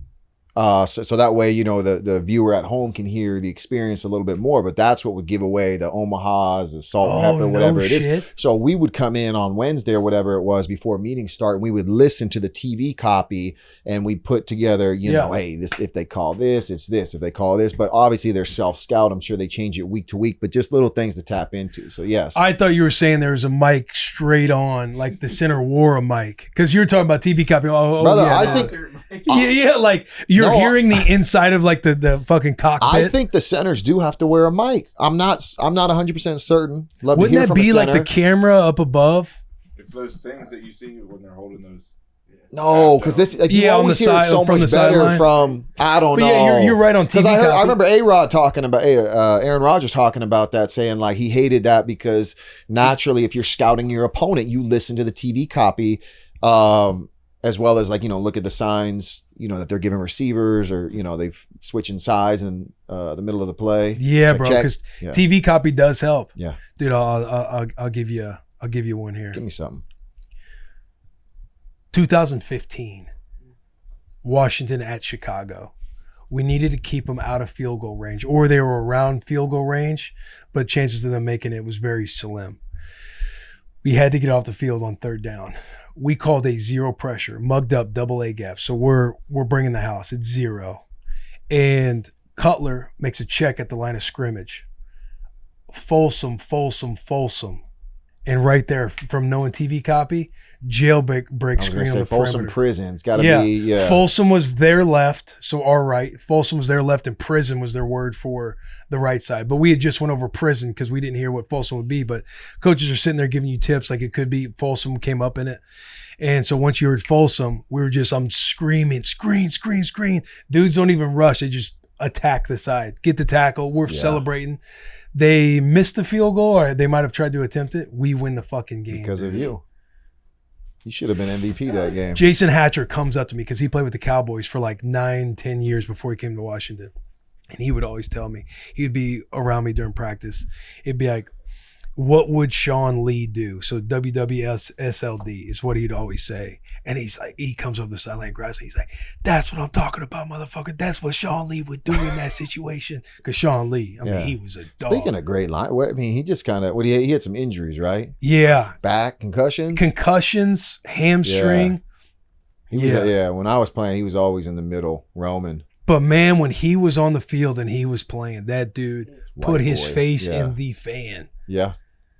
I see how he had all the concussions that he did have. Dude was He wrecked shop. Yeah. I loved watching Well, they were Sean roll. Lee. I mean, Dallas back in the day, Tony Romo, DeMarcus Ware. Ooh, they had another like a 3 technique or a 5, big as hell. Yeah. Who You'd have was to that? say his name, but they were rolling. They were Like, rolling. yeah, they had a team when Wade Phillips was coaching them. Yeah, they Yeah. ran that Tampa too, where they'd pirate the 3 technique. I just love watching DeMarcus, man, pass rusher. Yeah, he was a Smash the freak ground. too. Yeah. His long ass Yeah. arms. And he had the neck roll on too.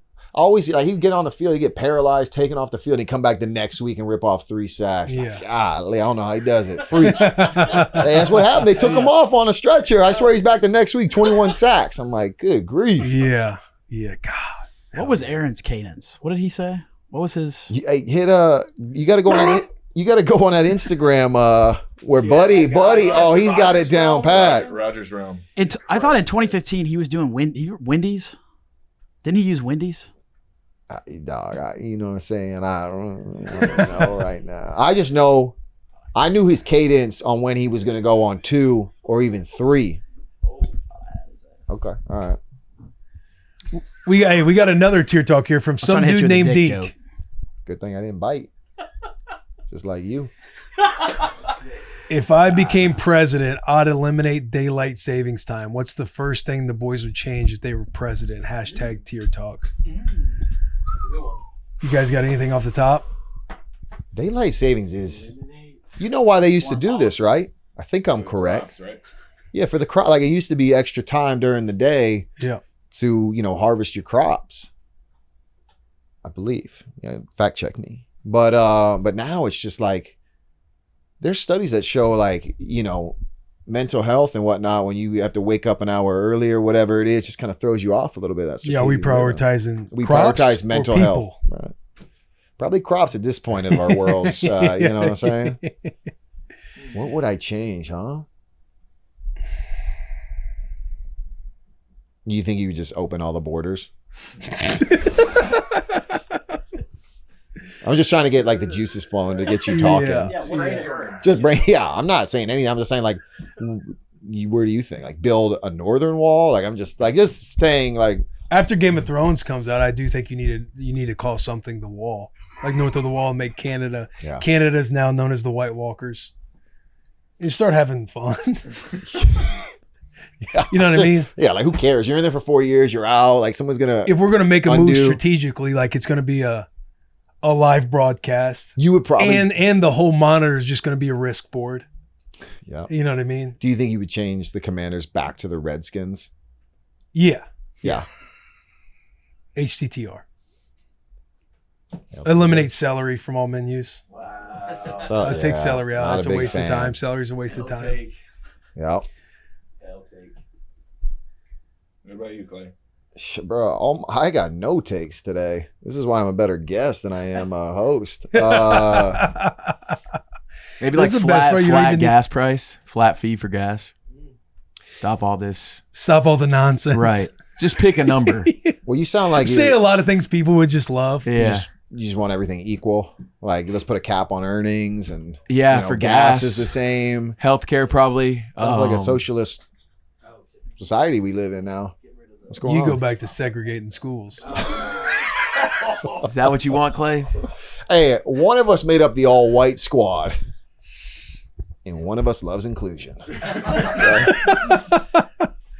I forgot to do the 2025 all white team. candidates now. That safety. Oh, Yeah. buddy He from liked our Oregon post too. too, which is funny. A lot of good milk in this rookie class coming up. A lot of good milk. A lot of cream. The cream rises to the Cream top rises always. I saw somebody who was it Golick. Seeing like I see the exciting whites are multiplying after the Oregon safety ran a great time. Yeah. Yeah. Is he projected to get drafted high just because he ran fast or what? No clue. There's one area it's like hard for me to keep up with. It's just the new rookies that come in every year. Yeah. Where guys are rated. It's like you might know that Fernando Mendoza's. I have. Yeah, I've got outside of him. I have no idea. Like on the FanDuel app, he's minus 20,000 odds to get drafted first overall. We should probably take that then. But also, what if there's a plus odds guy out there where you take a little shot because you don't know? Jets might give up 6 first-round picks. Yeah. Yeah. They could. They need to change something after Aaron Glenn fell asleep. Like change the narrative. The Jets are back. Yeah. We are back. Aaron Glenn made this move. Tier talk from Snorfedge. Jeff _ Irons on X. Tier talk. Given Will Compton's self-admitted 25, now it's 27% body fat and physical state, could he make a UFL roster in his current condition? With how much time training? All I need is 3 weeks. 3 weeks. Tighten UFL? up the ligaments, the muscles. Essentially, run the Tom Brady talking to Shaq clip. Like I would beat ass right now in the UFL. Honestly, if I'm being transparent, no, it's over, man. Bro, you can't have that mindset. I don't have that mindset for real. It's just more of just the reality. No. Like I wouldn't. Always bet on yourself. You're right. I would need a month. This is what people said about you when you were free. I bet you your agent at the time was like, buddy, it's over. And you're like, no, I'm going to be a free agent. What level could you play at tomorrow? Middle school, easy.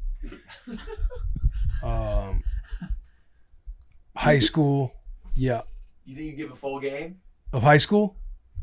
High school be One side of the ball? Yeah. Yeah. You think you could run flag right now with me? Yeah. Yeah. I've seen some footage of your flag. Like it's. I'm trying to get you to play. You just don't want to. I gotta listen. There's gonna be injury. 100%. There's gonna be an injury. So, It's but gonna be yeah, a I big think I one, could too. play. I think I could play high school ball, one side of the ball, all game, and be productive. Set it up. What kind of stats? Depends on the side of the ball. You playing backer? Running I back. play Put back. you at running back. I play running back. Probably, I wouldn't be as productive in the running back spot. You'd run for over 200 though. You put me at receiver, I think I'd get you some. You're great playing that production. team from Baylor down in Chattanooga though. All those French Canadians. They'd be easy. I think they won That'd be state, lightweight. right? You boys know probably a little bit better. But linebacker, you get 5 down in front of me, just free roaming out there on the second level. Yeah, Yeah. come on. What if a big tackle comes down on you though? You don't see him. They might. They'll get some blocks on me. There's no question about it. But I'm gonna Oh, this get. kid. I'm gonna get mine. Yeet.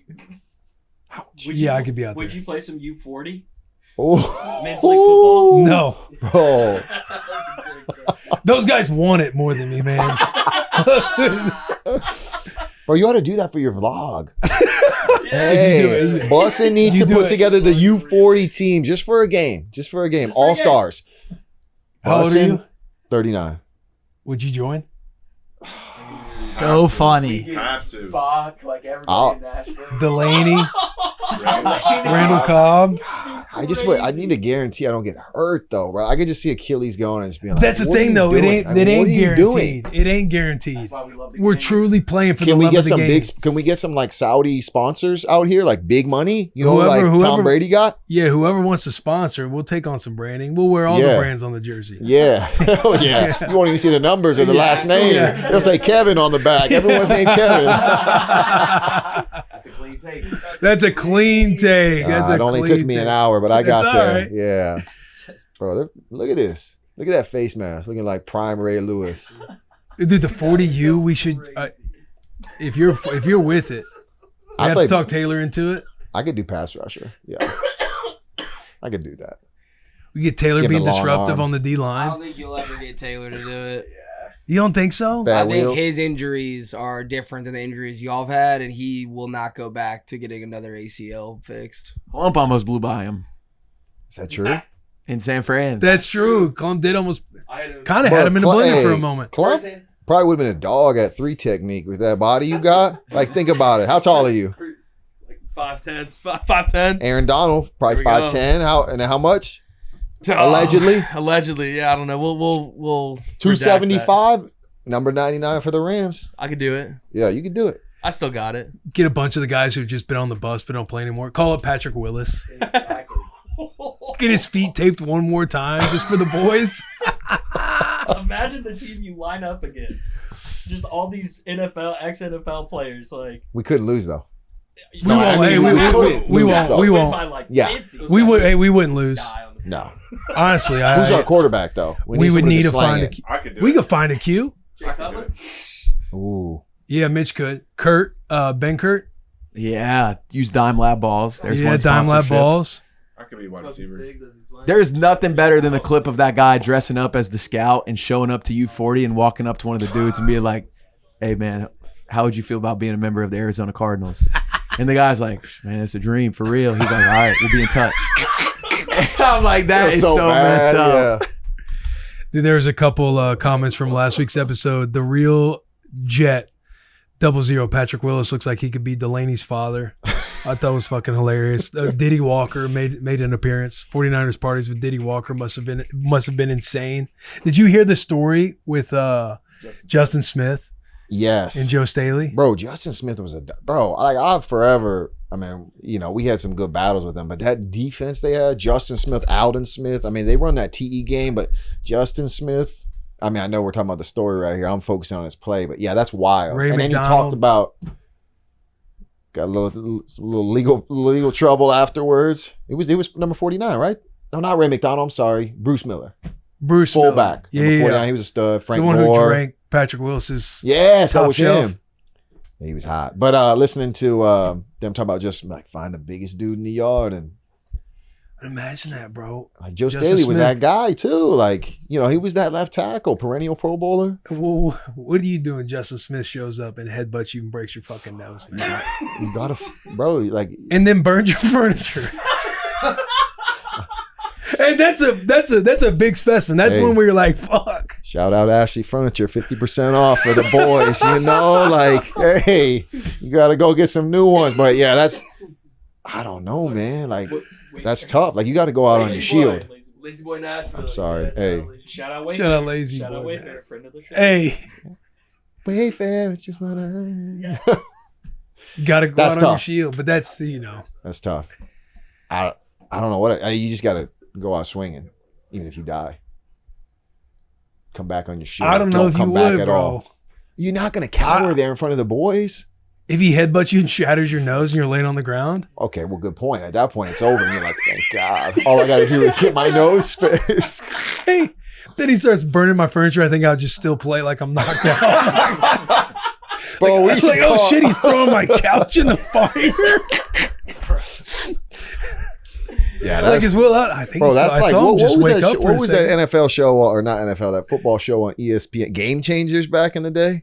Pros versus Joes. No, it got canceled after what it was like. Guys were doing blow at halftime. The NFL canceled it because it was like, yo, you can't do this. But this was straight up what it was like. Like, Piss tests and stuff. They were, yes, What was that called? I think it was Was it Game Changers? Maybe. Tell you what, when Delaney said he was a dude that was kind of scary to be around when he got some alcohol in his system, you know those white boys. So once he said that, it's like, yeah, Yeah. though going out of your shield sounds good, but this Different breed. is a different breed of a Yeah. human being. Playmakers. Playmakers, Bro, phenomenal. Hey, oh yeah, because they went out in the parking lot and played a game. What? Yeah, like a dude who got approached. It was a quarterback. He got approached like in the club, and they're like, "Let's go run it right now." In that And show. they went out. Yeah, in Playmakers, they went out like in the parking lot. I gotta fully watch recommend this. anyone that has not seen that. That's a Playmakers is show. great. Yeah. Playmakers. You got anything else, boys? Good a wrap. Design contest. What do people need to know about the design contest? 1 week. We have 1 week left. Yes. Yes, sir. What's the info? BWTV.com. 1 week left to Yep. do what? Purchase, and the winner, whoever gets the most, wins. Got you. So a week left of the design contest. All the merch, they're up on the site right now.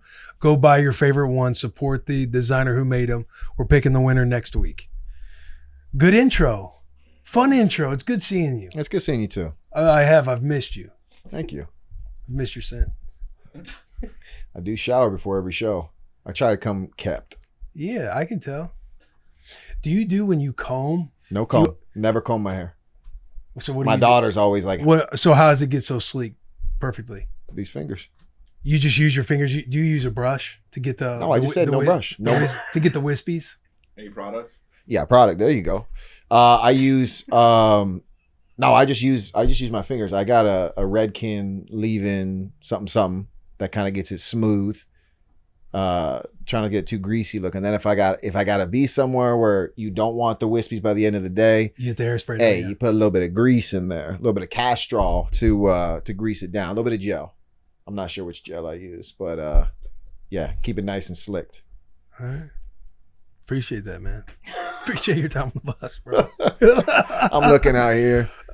Matt's got a good head of hair right there. I usually have long hair. I'm keeping it short right now, but Nice job. I've got a couple. What did you say? I am not chopped.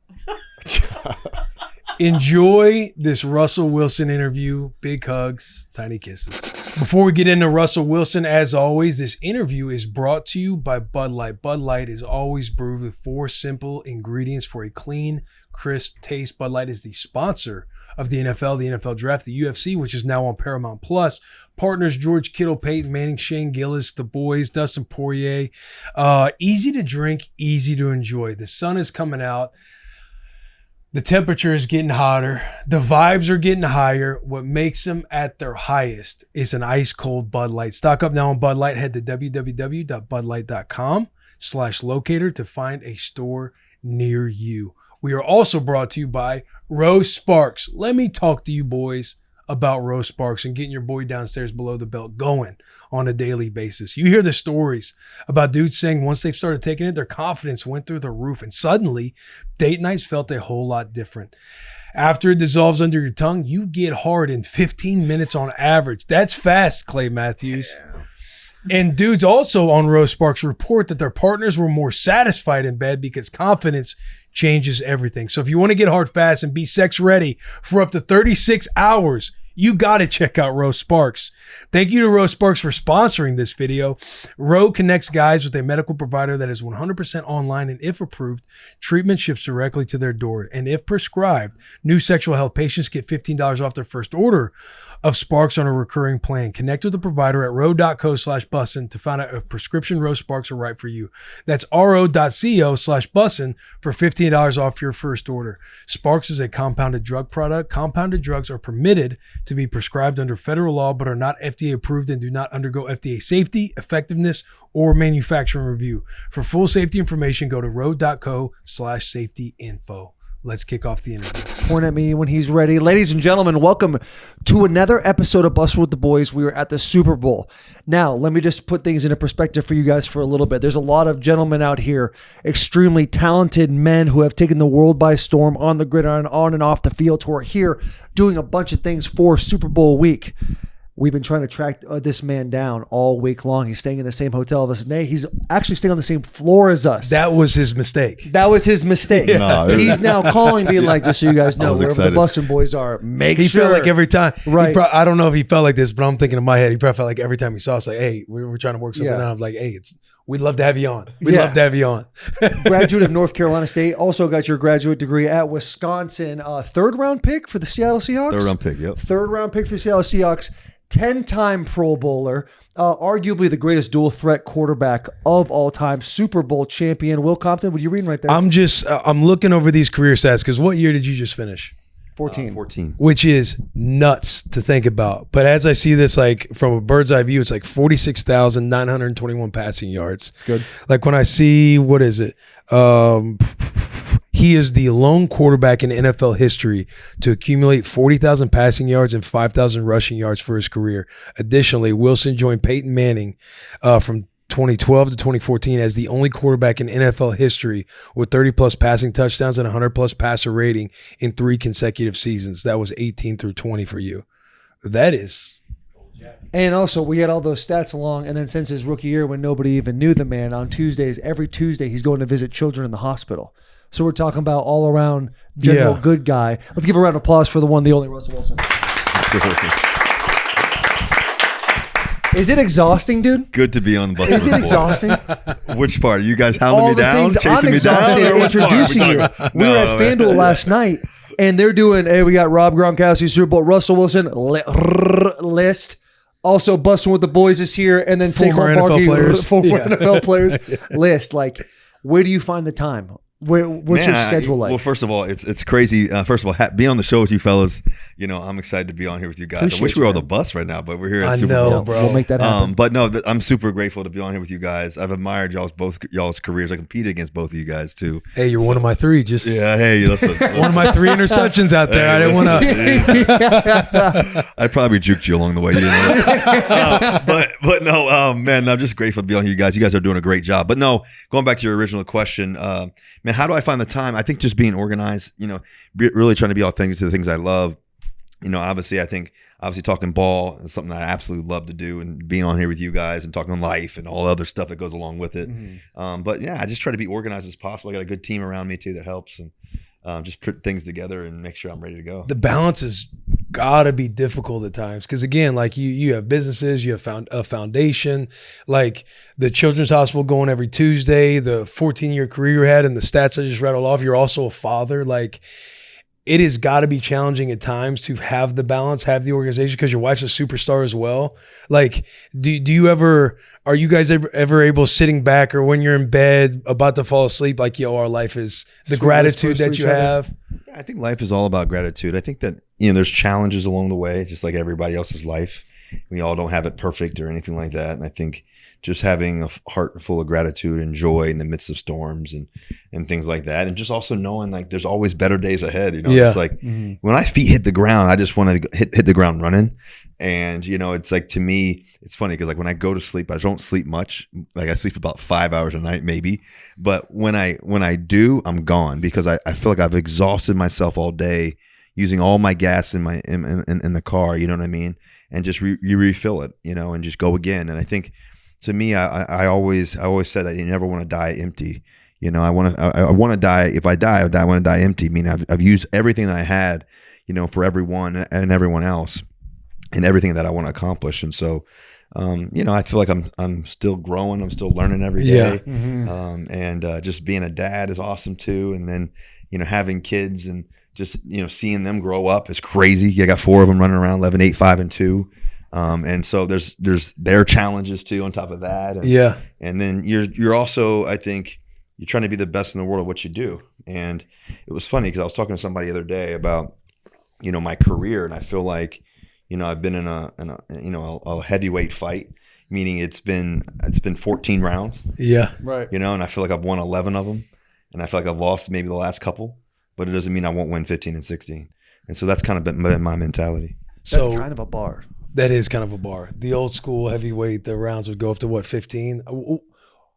What is left in the tank for Russell Wilson?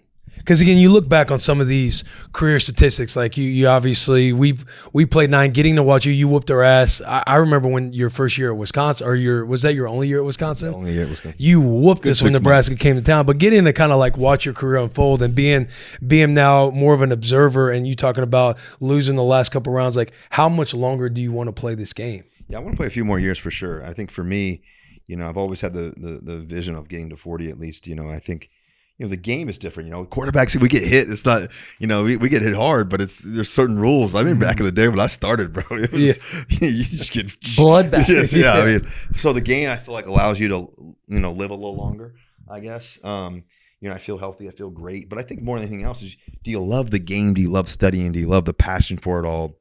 Do you love the process? Do you love the practice? Do you love everybody loves the winning part of it, but it's the process. There's a journey that you got to be obsessed with. And that part I'm obsessed with. It's the being around the fellas in the locker room and all that too. That's the part I still absolutely love and enjoy. So for me, I think about certain guys. I think about guys like Elway. I think about guys, even Peyton Manning himself, and, different guys that I've been around and witnessed or whatever it may be. And, some of them didn't win to the end. Right. I think about Elway's career, winning at the end of his career. I think about Peyton winning again at the end of his career. Those moments are, special moments. Even Tom himself, who obviously played a 45, has been the greatest example for anybody at this position or anybody in our game. He won, I don't know, 4 in the last 7 or something crazy like that. So, why think anything else?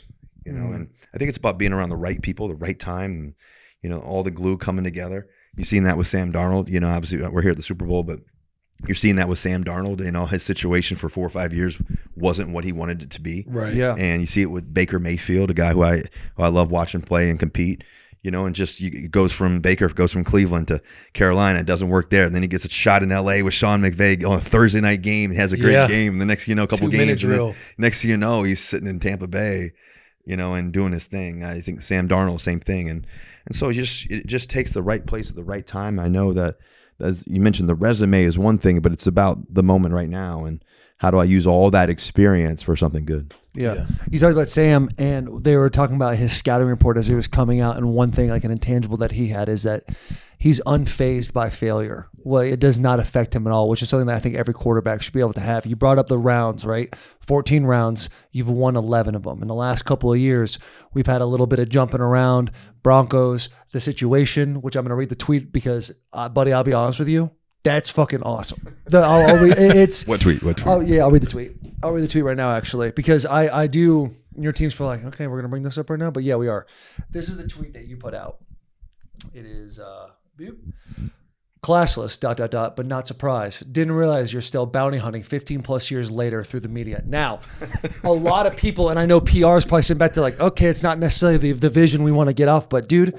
Maybe they tweeted it. Maybe they did. I'm kidding. The human element of that, and every guy, because everybody who works 9-to-5 jobs, drives trucks, blue collar lifestyle, they sit down on a Sunday and they watch these heroes on TV, and they put them at this higher in life thing, and then they see all the charity you do, how much you give back, what you and your wife both do together, and your foundations, everything like that. And it's like, oh, this guy is so up here. It's so hard to me to even visualize that we're even in the same like class.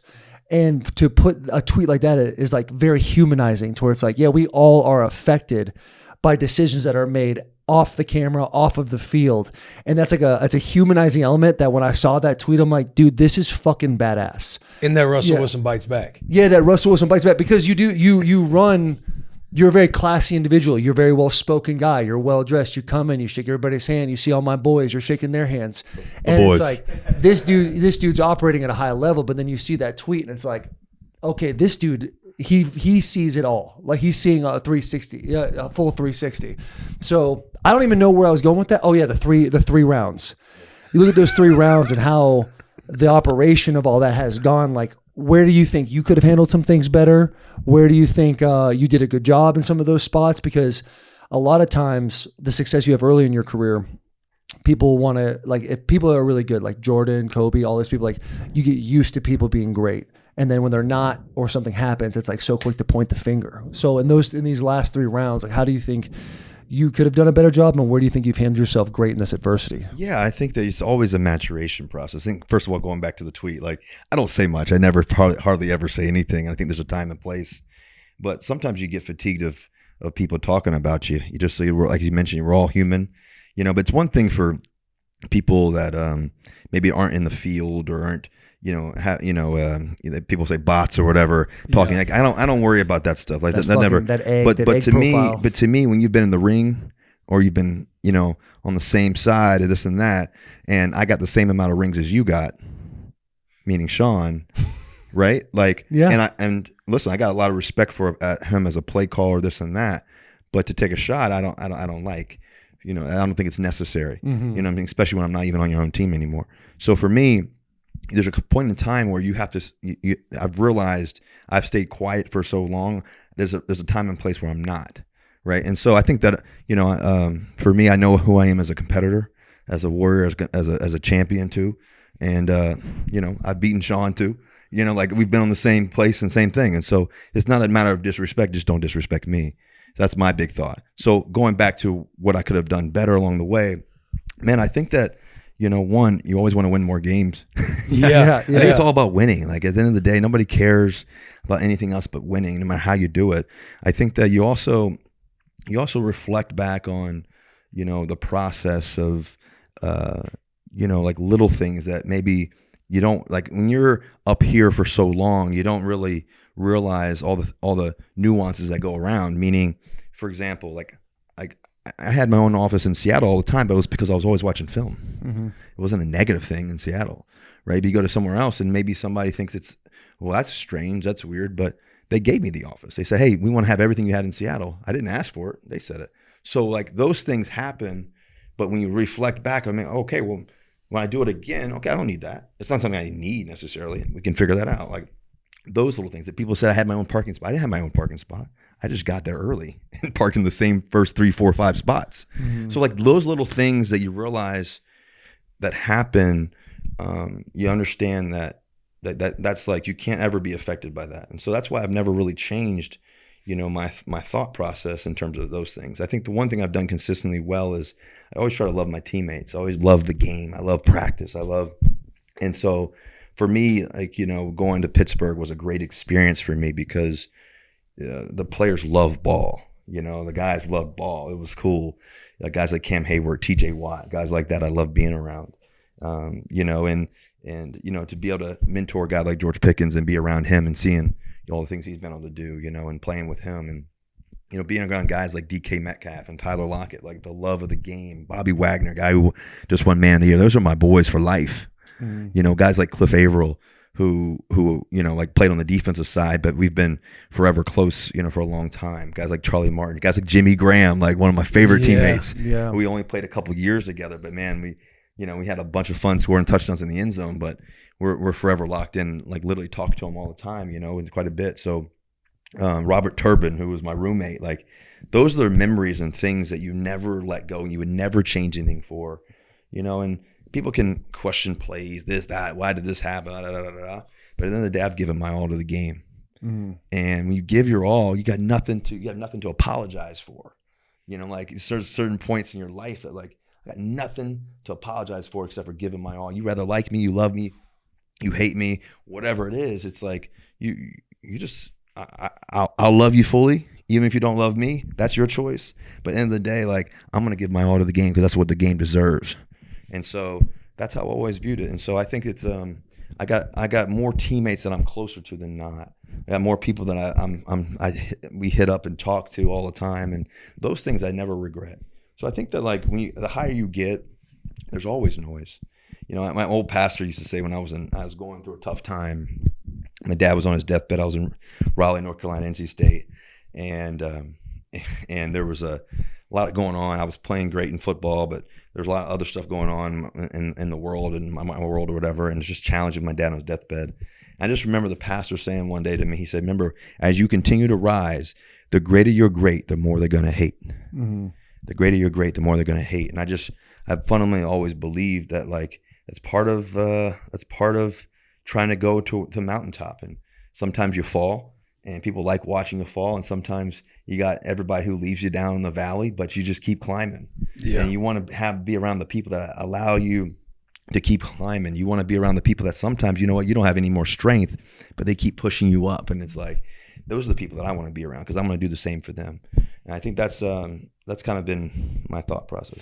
When you earlier, when you talk about you love the process, you love ball, you love showing up, and again, over 14 years, I'd imagine, especially over the last few, that there's been years where that process and that love and that joy has been challenged. What years have those been for you? Because again, you've also been in a lot of different seats now. You've been the guy that's won the Super Bowl. We were obviously at FanDuel last night joking about, you was joking back and forth with Gronk on the slant route and everything else, to where you've lost a Super Bowl. You're kind of in this dynasty-ish realm where you got all these great players together. Oh, we'll get back to the next time, to where you've been the second contract, third contract guy at the same spot, and maybe I'll be a Seahawk forever. You've been this team, Denver, is trading everything to acquire you in like a 4th round pick, to where you are now the pinnacle of the football stories and headlines. So where you're at Denver expected to bring a Super Bowl, you go to where you're like a mercenary guy for a year with the Pittsburgh Steelers and you're a starting quarterback on that roster. You went through this year to where you got benched and got to be a backup and a mentor to young cats like Jackson Dart. So you've been in so many different seats. How has like your joy and love for the process been challenging at times when you reflect back on really the back half of your career? Well, first of all, I'm gonna have you write the backside of my book one day. No, man, I think isn't that nuts though? Yeah, like you've been in so many different seats. It's been a great journey. I think it's been a challenging one, but I didn't ask for it to be easy. I didn't ask for it to be simple. I think that the big part of it is that, man, like I go back to Seattle, like 10 amazing electric years, just everything just, was electric, and the things we were able to do early in my career. And also, from 2015 to 2021, 2020 in particular, like I broke my finger in 2021. I felt like I was at the top of my game and broke my finger, unfortunately. But like just those years were just dominant too, So like I felt like, just that was an amazing part of my life that will forever be a part of my life and a part of my journey and part of my story, historical part of it. And then the history of being in Denver, like it was challenging. I tore my lat. I was playing, on it with, I tore 90% of my lat on my right side trying to throw, but it was hard, bro. It was like I was every throw. But like, I'm a competitor. I'm old school. I believe that the quarterback's supposed to be on the field no matter what the circumstances are. I gotta go. There's no other. I didn't come here just not go compete. And the unfortunate part is we lost like 9 games by like 5-6 points or less. Yeah. Which like in Seattle we always won them. Yeah. But I think that was like a challenging piece of just figuring that out. But okay, you go through that first year and it is what it is. And then here comes Sean Payton. I'm super excited about that. Like we're having candlelit dinners and watching film together, red zone, this, that, and the other, just sitting there like in his office, like everything's going great and everything else. And all of a sudden, I think I'm second in the AFC or second in the NFL in touchdown passes, but our record's not very good. We've been challenged along the way, and I think we got beat by like Miami 70-20, something like that. It was just a tricky situation, and then I Vance forgot about that. Yeah. But then like Vance Joseph does an amazing job. I remember we played in Chicago. We were down 28-7 at halftime, and I remember the halftime is why are we always losing? I said, man, you guys are tired of losing. Quit talking like we're losing. Like quit acting like we're losing. We gotta, and so that shift, and then all of a sudden, like I remember Vance Joseph and I actually talking. I going up to him. I said, "Man, don't forget who you are." This is at halftime. After that, I went up to him, and I just remember, talking to him one-on-one on the sideline right before the half. I said, "We're gonna win this damn game. Like we're gonna win this game." And all of a sudden, like I said, Vance, just be you, man. You're one of the hardest guys I've ever gone against. And sure enough, like, and it wasn't because of me, it was because of Vance and the defense. But I'm talking about just in those moments of communication, like, and I just remember like us coming back and win that game. And all of a sudden we got on a hot streak and we started winning a bunch of games. We beat Green Bay, we beat Kansas City, and beaten Kansas City in, I don't know, 8 years or something crazy like that. And then, also we had beat Minnesota. We beat a bunch of teams along the way. And like we felt like we were like one of the hotter teams in football. And I felt like I was like, like I'm me again fully, And there's a tricky situation where they may want to make a business decision and say, we're going to bench you for the rest of your last 9 games if you don't change your injury guarantee. I'm like, wait, what? I'm at the Halloween party. So that was challenge. That was probably the most challenging piece because internally I knew what was going on from the business standpoint. It was kind of BS, to be honest with you, but like I'm dealing with that, but also still trying to be a leader and still trying to be in the moment without letting anybody know. And I just remember going to Buffalo. I didn't know if I was going to play that following week against Buffalo Bills, and I remember going to and just for context too on the business decision, when they make the change, it's like if you were still in the field and you were to get hurt, they would have to owe you. But that was part of the deal that we did. That's everybody's deal, injury guarantee, but. If I said yes and they remove the injury guarantee, now all of a sudden, I get injured in the following week. I don't make that. And but the bigger issue is not just myself, but the rest of the NFL. If I do it, it's going to happen for everybody else. They're going to make everybody else do it, right? And change injury. So I'm not going to set a bad precedent for NFL players. Yeah. Right. So anyways, I'm like, listen, like I'm going to figure out it's bye week. I don't know if I'm going to be able to play the following week. If they're going to let me play or not. So anyways, my point is like. I remember playing Monday Night Football. They said, "Okay, you're going to play this game. Like, am I going to play the next ones?" They're like, "We don't know." And this is where you guys are going back and forth on this injury guarantee thing. Yeah. So like, is your agent calling you and telling you this, or are they coming up to you in the facility and being like, "Hey, this is bye week, so I'm in LA." But the thing is that I don't know if I'm going to play the Monday Night Football. Yeah. Right. The following week we should play in Buffalo, and we've gotten on a hot streak. We've started to beat these teams. So like, wait, what do you mean? Like, I'm not going to play. And so all the way up to that following Monday, I didn't know coming up to the Monday Night Football.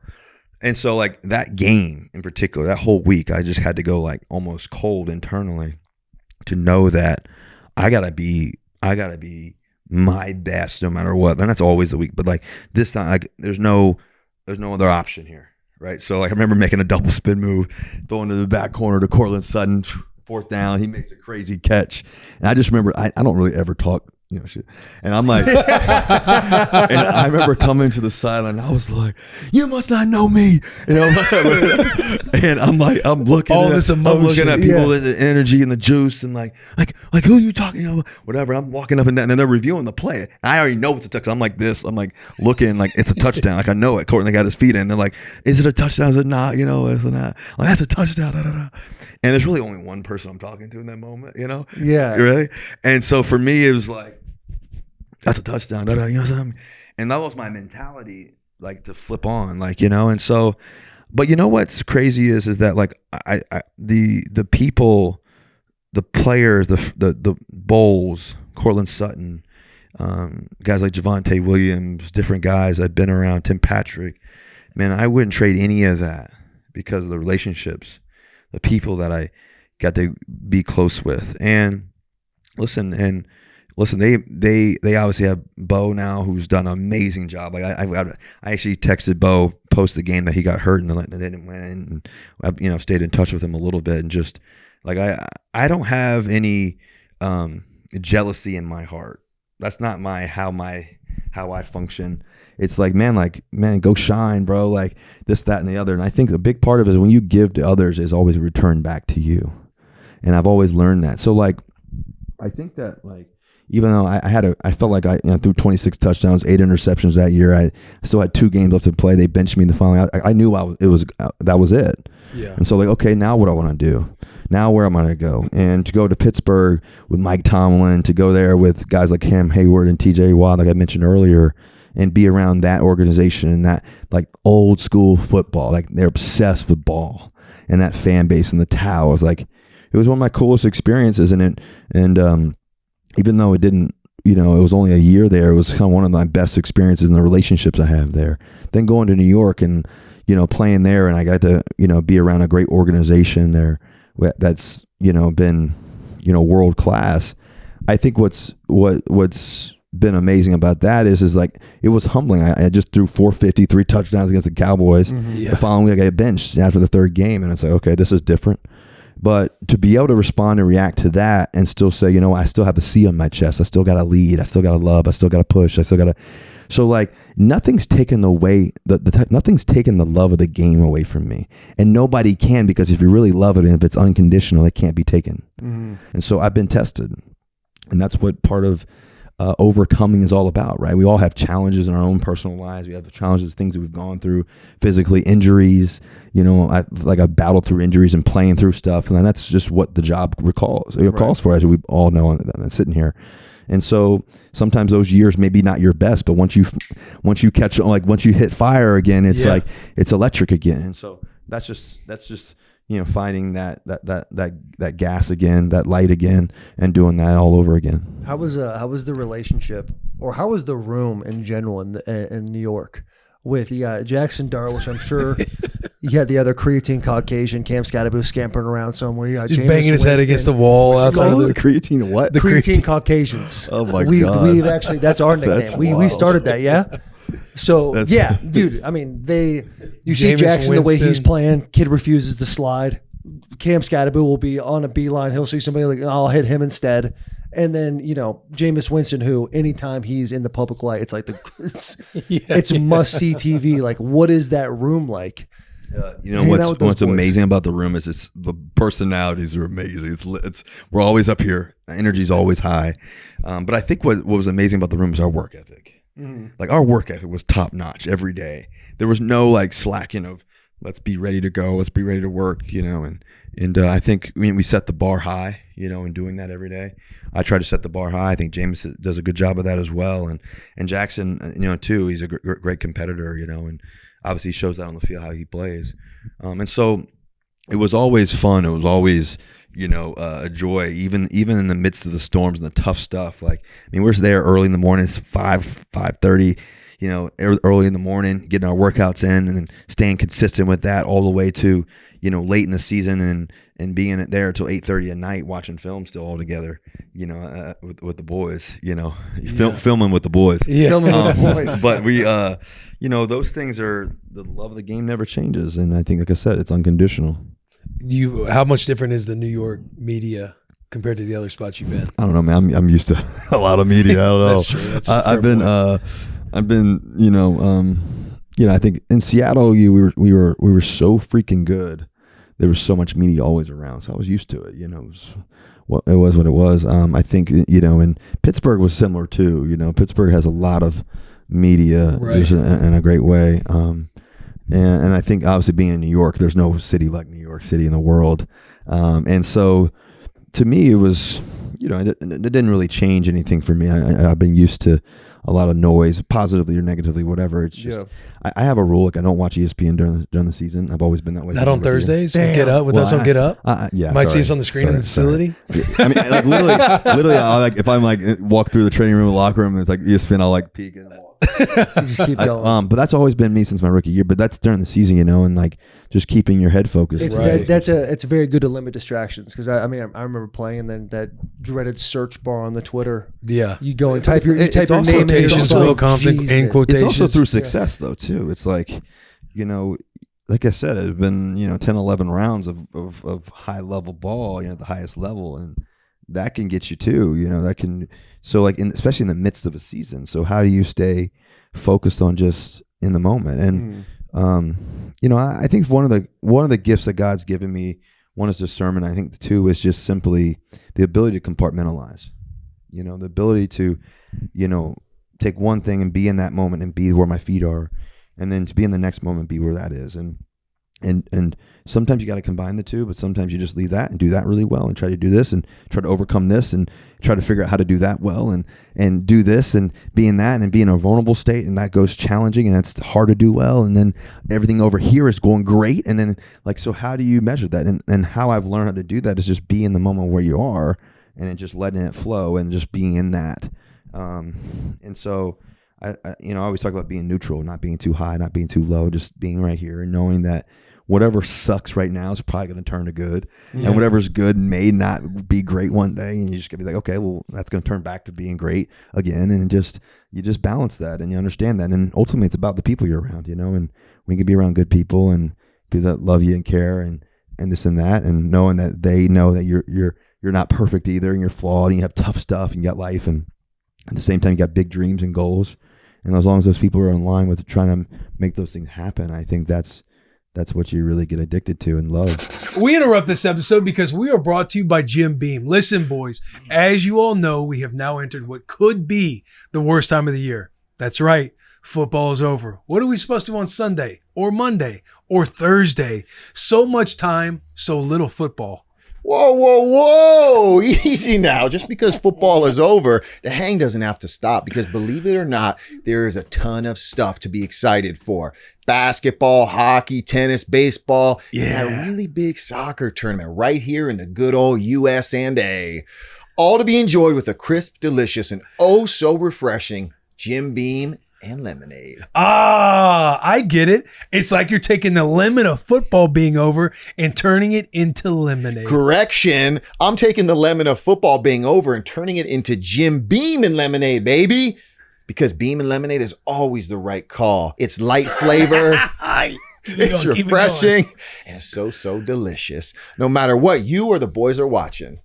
You're so right, because at the end of the day, no matter what sport you're pivoting to this offseason, it'll be best enjoyed together. We are also brought to you by Form Energy. Form Energy delivers best-in-class taste with natural flavors and zero sugar. Form Energy has natural caffeine derived from green tea and comes in a variety of flavors like Screamin' Freedom, Grape Smash, Blue Blitz, Orange Fury, and perfect for those who put in the work. So if you wake up early in the morning, you get that workout in, you put in a full day's worth of work and still gives it your all when you come home, you are a Form Energy guy. Form Energy, we do the work.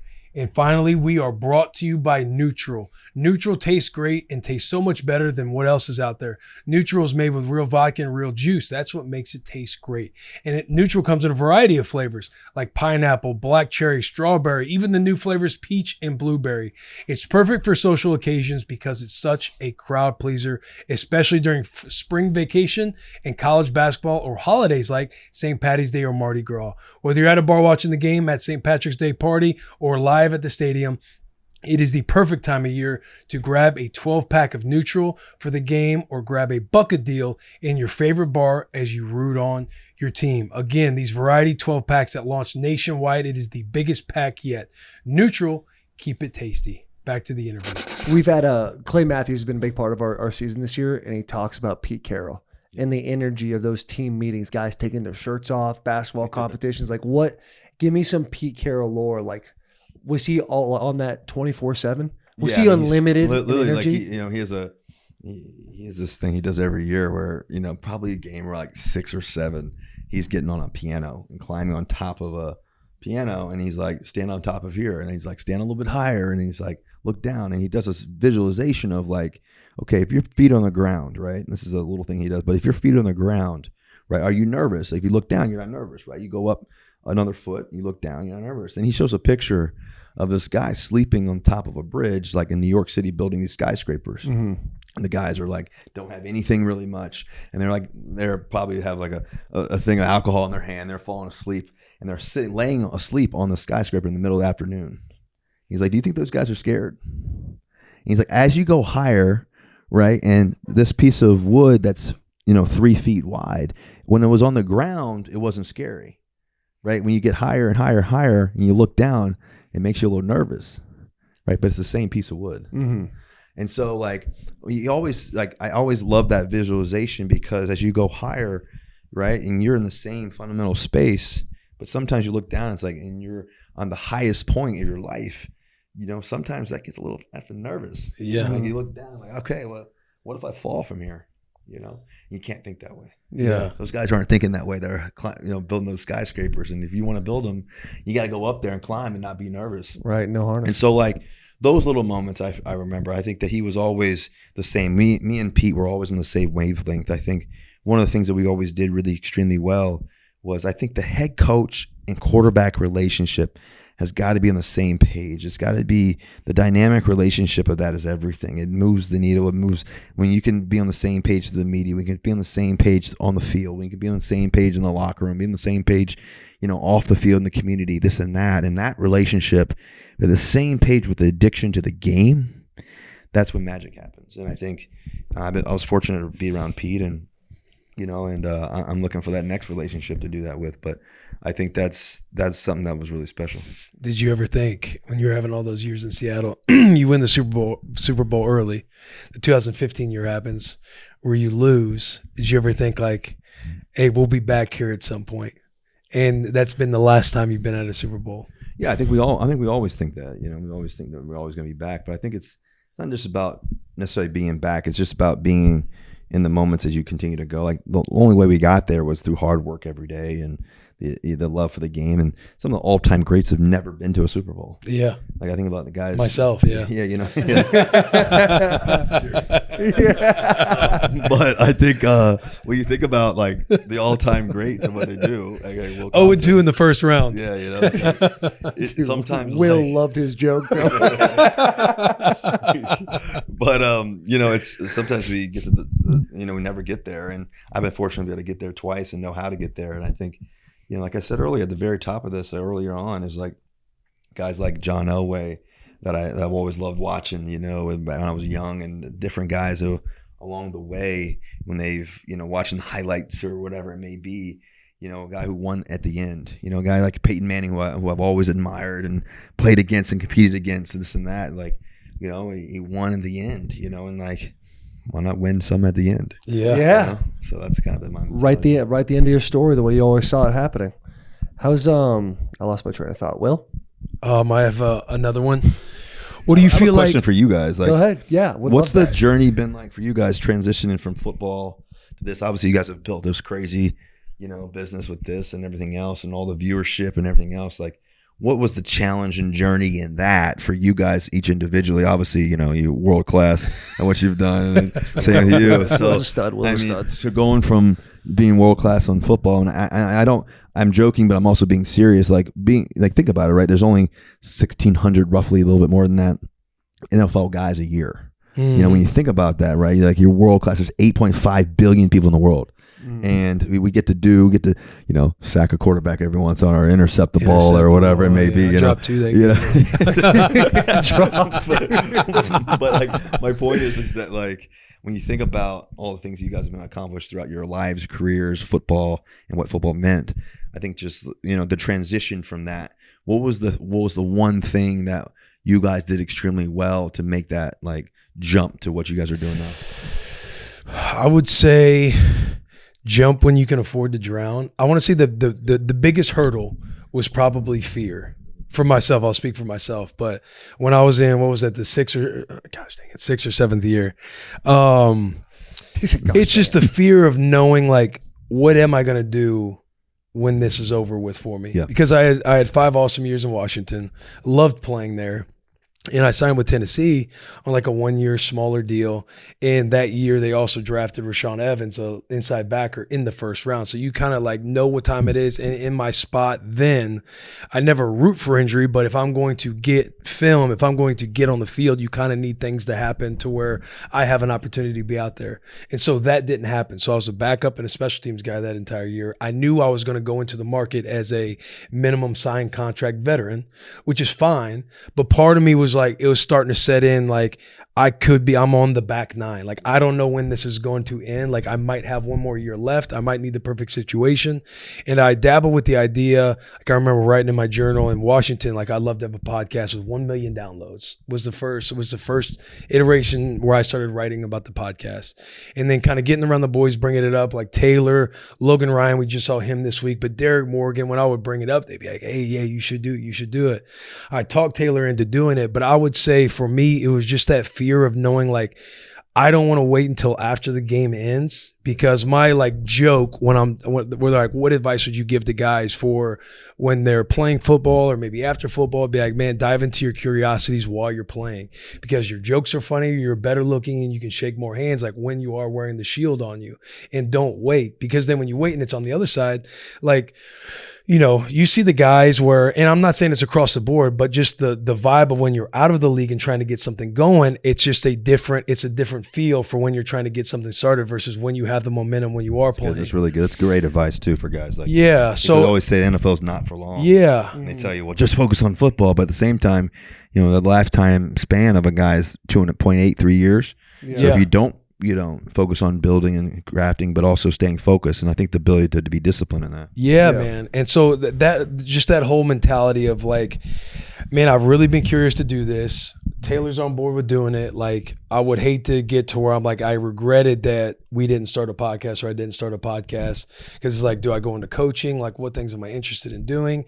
And so I feel like at that moment, I was like, all right, if we start this podcast, now you're taking something and you're kind of making it more about yourself, because we know playing football, we've identified it our entire lives since like 1st or 2nd grade. It's always sacrifice for the logo. And you see when guys retire, it's like the logo wants you to sacrifice for it while you're playing, but the moment you're done, it's not like they're there laying with you at night and holding your hand to the next thing.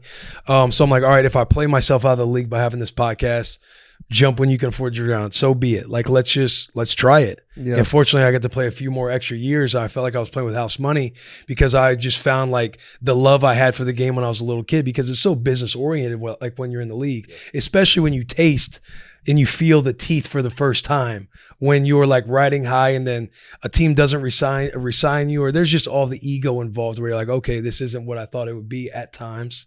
And so, yeah, that's what I would say would be the hardest part of the biggest thing, is getting over the mental hurdle of that fear of like, all right, like, let's do it. Yeah. Let's figure out, let's see if this works. It's so interesting hearing you say your perspective, because we were like, Will and I were in totally different parts of our career when this podcast started. Like, Will was thinking like, oh, I'm almost done. And I was always a guy that was like, all eggs in one basket. If that doesn't work out, I'm sure I'll find something. So when it was like NFL PAs coming in, hey, by the way, you guys can do all these things and make sure you network, I was like, dude, fuck that. Like, I'm playing football. I am the guy that's going to just be the best I can at this, and it's all going to work out. So when Will comes to the Titans from the Redskins, I just signed my contract to be the highest paid player, or highest paid tackle. He was Mr. Unlimited. Yeah. I was like, they ain't gonna touch Taylor. I had myself a nice little bag. You know what that's like. Come on. So I meet my boy. We like obviously have like a great friendship like from the start. And when he comes to me with this idea, my first thought wasn't, I got to figure out what's next. It was still fear, but the fear was like, I wonder what my peers are going to think about this. Yeah, exactly. Because it's so different, because now there's so many podcasts that players do, active NFL players, basketball players all over the place are doing this. But at the time, I don't think I'm sure someone did, but no one was doing this before that. So it was like a fear of like, okay, I'm going to go especially into building. in football. Yeah, especially in football. Yes. And all the things, like we're all brainwashed in the idea that like when you play football, like it's a team sport. And if you make it about yourself at all, like you're cheating the game and you're cheating your brothers. And by me stepping out and doing this podcast, it was like, am I fucking the boys over? I kind of felt like, and the maybe media I'm can take taking any away. bite that you have and turn Yes. it into whatever they want to. And dude, the first podcast we did was with Delaney Walker, and he talked about getting an IV with too much air in it that the Titans gave him, and he couldn't play a game. It was a preseason game. He thought he was going to die. So the next day I go into practice, or whenever it came out, I go into OTA's practice, and the training staff's looking at me like I killed somebody in their family. And I'm like, oh, what's this all about? Go into a team meeting, and Vrabel pulls up that clip and lets it just article, play. And yeah. I'm sitting there in this thing like, this is the biggest mistake I could have possibly made is doing this. And Vrabel's just like, hey, if you guys want to have cute little media platforms, go ahead. But just know that the media is going to take anything you say and it's going to twist it against you. So that was probably the first year and a half. So how do you respond to that part of it with that? Because when you like you said, when you got the bag like yourself, or there was definitely a level of it comes security. that, Yeah, there was definitely a level of security. But you know what it is like when you're high paid, like there's an expected leadership. That's what I mean. There becomes like you said, it becomes more challenging because the higher you go, there's a different level of fear. Yeah, right. Because you look down and it's, like you said earlier, like you're on that skyscraper. Yeah. You're your highest paid left tackle or whatever. And just so use it makes it your challenging. skyscraper analogy. Like I'm building the skyscraper in football, and I got my boy over here being like, let's build this over here. So I have to essentially jump off that to go to this and jump back and forth, hoping like everything kind of works out. So Taylor calls me right after the meeting and tells me my 1 year had finished. I'm a free agent at this time, but I'm like, oh shit, Vrabel's pissed. Like I'm feeling like I'm still fearing the fear of God that Vrabel can bring to you at times. And we're just like, essentially we got to be careful. Yeah, even though we do gotta want to be do careful. this. So we get like 10 episodes in, and Vrabel is like, okay, I'll come do your little podcast. I'll do it. And then that's where we had the viral clip of him saying he'd cut his piece off for a Super Bowl. And when he had that, it was like that. Vrabel coming on was obviously massive for our brand, but it was also massive for like me, For freedom. knowing that like, okay, like by him coming on, he's essentially co-signing like, it's okay that you're doing this. Yeah, giving us like a verification Right. that. And I know you got to get out of here, but there's a whole world of during the season. Like I don't want to go. Let's say I have a bad football game, and then I'm on Monday being like, guys, welcome into Bussin With The Boys Bowl, and it's like, well, this guy doesn't care about football. When really, That's the complete opposite. it's a complete opposite. Like I care. Like my extracurricular outside, like guys are playing video games, they're investing in real estate, they're doing all these other things. Mine's just where you can see exactly what I'm doing and when I'm doing it, but it's hard to portray that to the I public. think that's a really good point because, like, I think, like you said, you live that skyscraper level becomes everybody. There's a microscope on everything you do, and then as you mentioned, like some guys' obsession may be video games, and that's fine. Like they play 2K all day, right? Like meanwhile, you may be like, for me, like I like business, like that's my big thing. So I want to create real business, real relationships, but also because it's what I was trained to do when I was young. My dad used to always say, hey, create a business. We'd be in the car. I'd be 8 years old. Hey, what's your business idea? Create this, do that. And that was something that was important to me in the relationship I had with my dad, my mom, and what I wanted to do. So I was always using my imagination in a different way. Another person may use their imagination by drawing, whatever. Like some guys that like love art, whatever it may be. And so like we're still human. We're still, we still have liked interest, outside the game. And like I said earlier, NFL stands for not for long. So when you go for that rookie symposium the first day, the guy walks on stage and he's like, the first day, I'll never forget it. He walks on stage and says, what does the NFL stand for? I'm like, National Football League. It's like, no. And I'm like, huh? Yeah. Like, it's like, not for long. He says, start thinking about plan B now. That's when you're a rookie. Yeah. But then when you have success, nobody wants you to think about plan B. Isn't that crazy? Which is interesting. Yeah. So like there's this dynamic of the fear of, okay, well, hopefully I make it. I was a third round pick, third string quarterback coming into training camp. I'm zoned in, focused, this and that. But then at the same time, I have this love for business. I was handing out business cards at NC State. I had no business.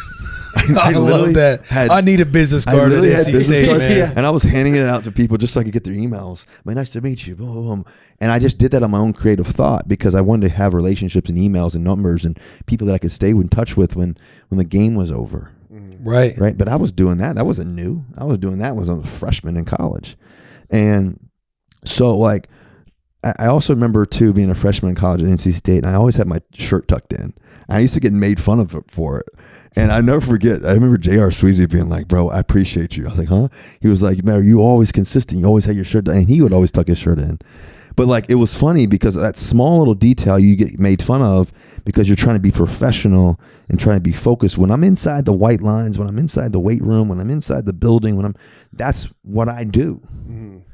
Okay, now somebody else, they do the same thing, but they may want to do something else that their love is. They may love, like I said earlier, maybe video games. Mine was playing college baseball.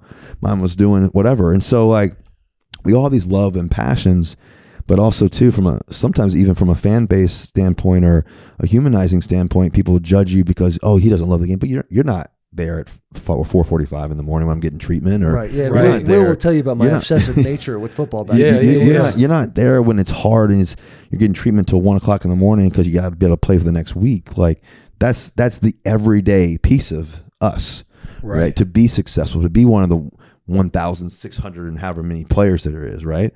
And so I just think that it's an interesting dynamic, and I think obviously what you guys have created. That's why I was curious, like what you guys created, the timing of what you did, and the success that you guys have had, and obviously seeing that with guys like Pat McAfee, seeing what you guys have done, and that's I think the opportunity to come on the show with you guys, and just being on a show. I know you guys have talked a little shit about me along the way. We've had a little fun. I've taken you on a walk before because you talked about watching. You talked about watching 1 billion hours of film when you flew, I think, to Denver.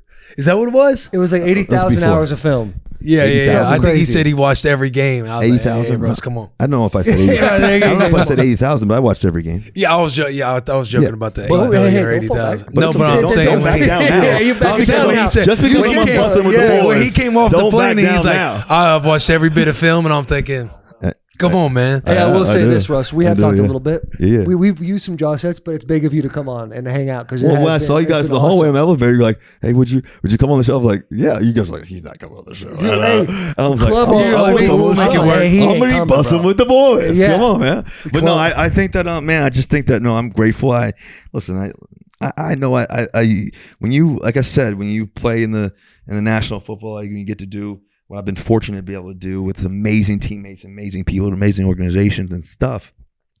And you sometimes you have the crown on your head and all that. Everybody wants to shoot at you. That's just part of it, Crown's heavy. But the crown is heavy. But at the same time, I've also been to the tough place in the valley and knowing that obstacle too, and climbing out of that. And like I said, being pushed up sometimes, and having some help.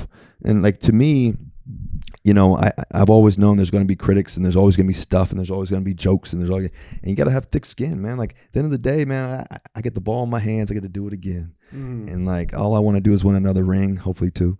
And, like for me, it's just like, that's just what I love. And if I don't get to do it, win another Super Bowl again, like, you know what? Like, I know that I gave my all every day, and nobody I've ever played with can say that Russell Wilson didn't give his all. Yeah. Like, period. And whether you love me, hate me, don't like me, I don't care. It doesn't matter. I love the game probably more than anybody else and how I go about it. And so for me, it's just being focused on the next moment, being gratitude. And that's with all the success. And that's also same thought. If you had a little tough time, a little failure along the way, and is it really failure? I just think it's lessons along the way. And so, man, like, it's been good to be on Bussin With The Boys. And it's good to have a little fun on here. And official friend of the show. Yeah, official friend of the show. I appreciate what do you see now? What's the feeling in your body when you watch the Dangerous Subway sandwich commercial? Man, like the funny thing is that commercial was out for a little bit, and it wasn't anything. Like the funny thing is that like that commercial was out. I don't know how long, probably several months. Maybe even a year before it started to just go and take off. But I didn't have social media at the time. So like my first year in Denver, I'm playing with this torn lat, like I said, and I wasn't even seeing this stuff. So like I never. Was you seeing the Let's Ride? Was you seeing the Let's? No, I was saying Let's Ride. I was saying, but I wasn't seeing it on social media. Right. I wasn't on social media for like 90% of the year, 80% of the year. So I wasn't seeing that part of it. So what's funny is that like. I got to the end of the season's over, this and that. Like probably 2 weeks later after the season, whatever, I'm like by myself, and I think C's with me or whatever. And I'm like, I like download Twitter again or whatever. And I like see all this stuff, and I'm like, oh, that's what people were saying. All right. Like, and so like, what's just crazy because like, you just, like, F them. You gotta be able to just be like, whatever. Like, and I think part of it is that I've been fortunate, like I said, I've been very, very blessed to be around so many great teammates, so many great people, so many great coaches and things too along the way and organizations. But, you know, I go back to my time in Seattle and we've, you know, been up here and then it doesn't go that way. It's like, got it. You know, it's like, that's okay. Like I'm gonna show up again. And like, I think that part of it, like I said, 16 round fight, 10, 11 of them have been great. Okay. Maybe the past couple haven't been as great as I want them to be, but doesn't mean I won't win 15 and 16. And I'll bet on myself every day just because of the work ethic and the mentality. And you can't make me waver. Like I said, my love for the game is unconditional. It's unconditional and that doesn't change. Like, and so we'll strap it up. The whistle will blow again and we'll go and we'll see what happens. Do you understand why it's hard to do 30 minutes? Tough. It's tough to do 30 minutes. They hate us. We got the heat. We got the concept. Asking the Bud Light question. We'll Bud Light question. You know, people do What anything. question? People would do anything for an ice cold Bud Light. What would Russell Wilson do anything for? Can't say family. Wait, so who would I do anything for or what would I do anything Can be anything. What would you do anything for? Can't say kids. Anything for? Like anything? Like anything, bro. Anything. Oh, man. Would do anything for. I don't know, man. I think I would say I would do anything to sit with my dad again. My dad is no longer living. We do like two in a row. Go ahead. Yeah, go ahead. Huh? Go ahead. Keep going. Like to me, that would be like the one thing that I would do anything for, like for my kids, for but my kids to see my dad again, to see, like they never saw him, but to see him but for me to sit down and talk to him again, you know, like to go through the great moments, but also go talk about the tough moments. I know he's been watching them all from up above, but like, what was your perspective? Dad, what would you do different? What would you tell me? Like, what would you pat me on the back and say you did great? You know, like that to me would be like the one thing that if I had anything to ask for again would be that. Bo Jackson said something he said his mom. Oh, and it's just, the minute both of you said it, it's like you kind of want to cry. Yeah, because I lost my mom a couple years ago. So when Bo came out of left field, because he had a big pause when he said it, and he's like, sit with my mom again. And you saying it about your dad, like knowing your story about, you know, when that happened. Yeah, I love the answer. Yeah, man. So, phenomenal. You know, we all go through stuff. Yeah. Life is challenging, but it's about the people we're around. It's about the people that have influenced us. It's about the people that also hurt us along the way that we got to just like forgive too. And like, you know, and like that was a lesson. Maybe God gave us that tough stuff so that way we can also improve for somebody else down the road.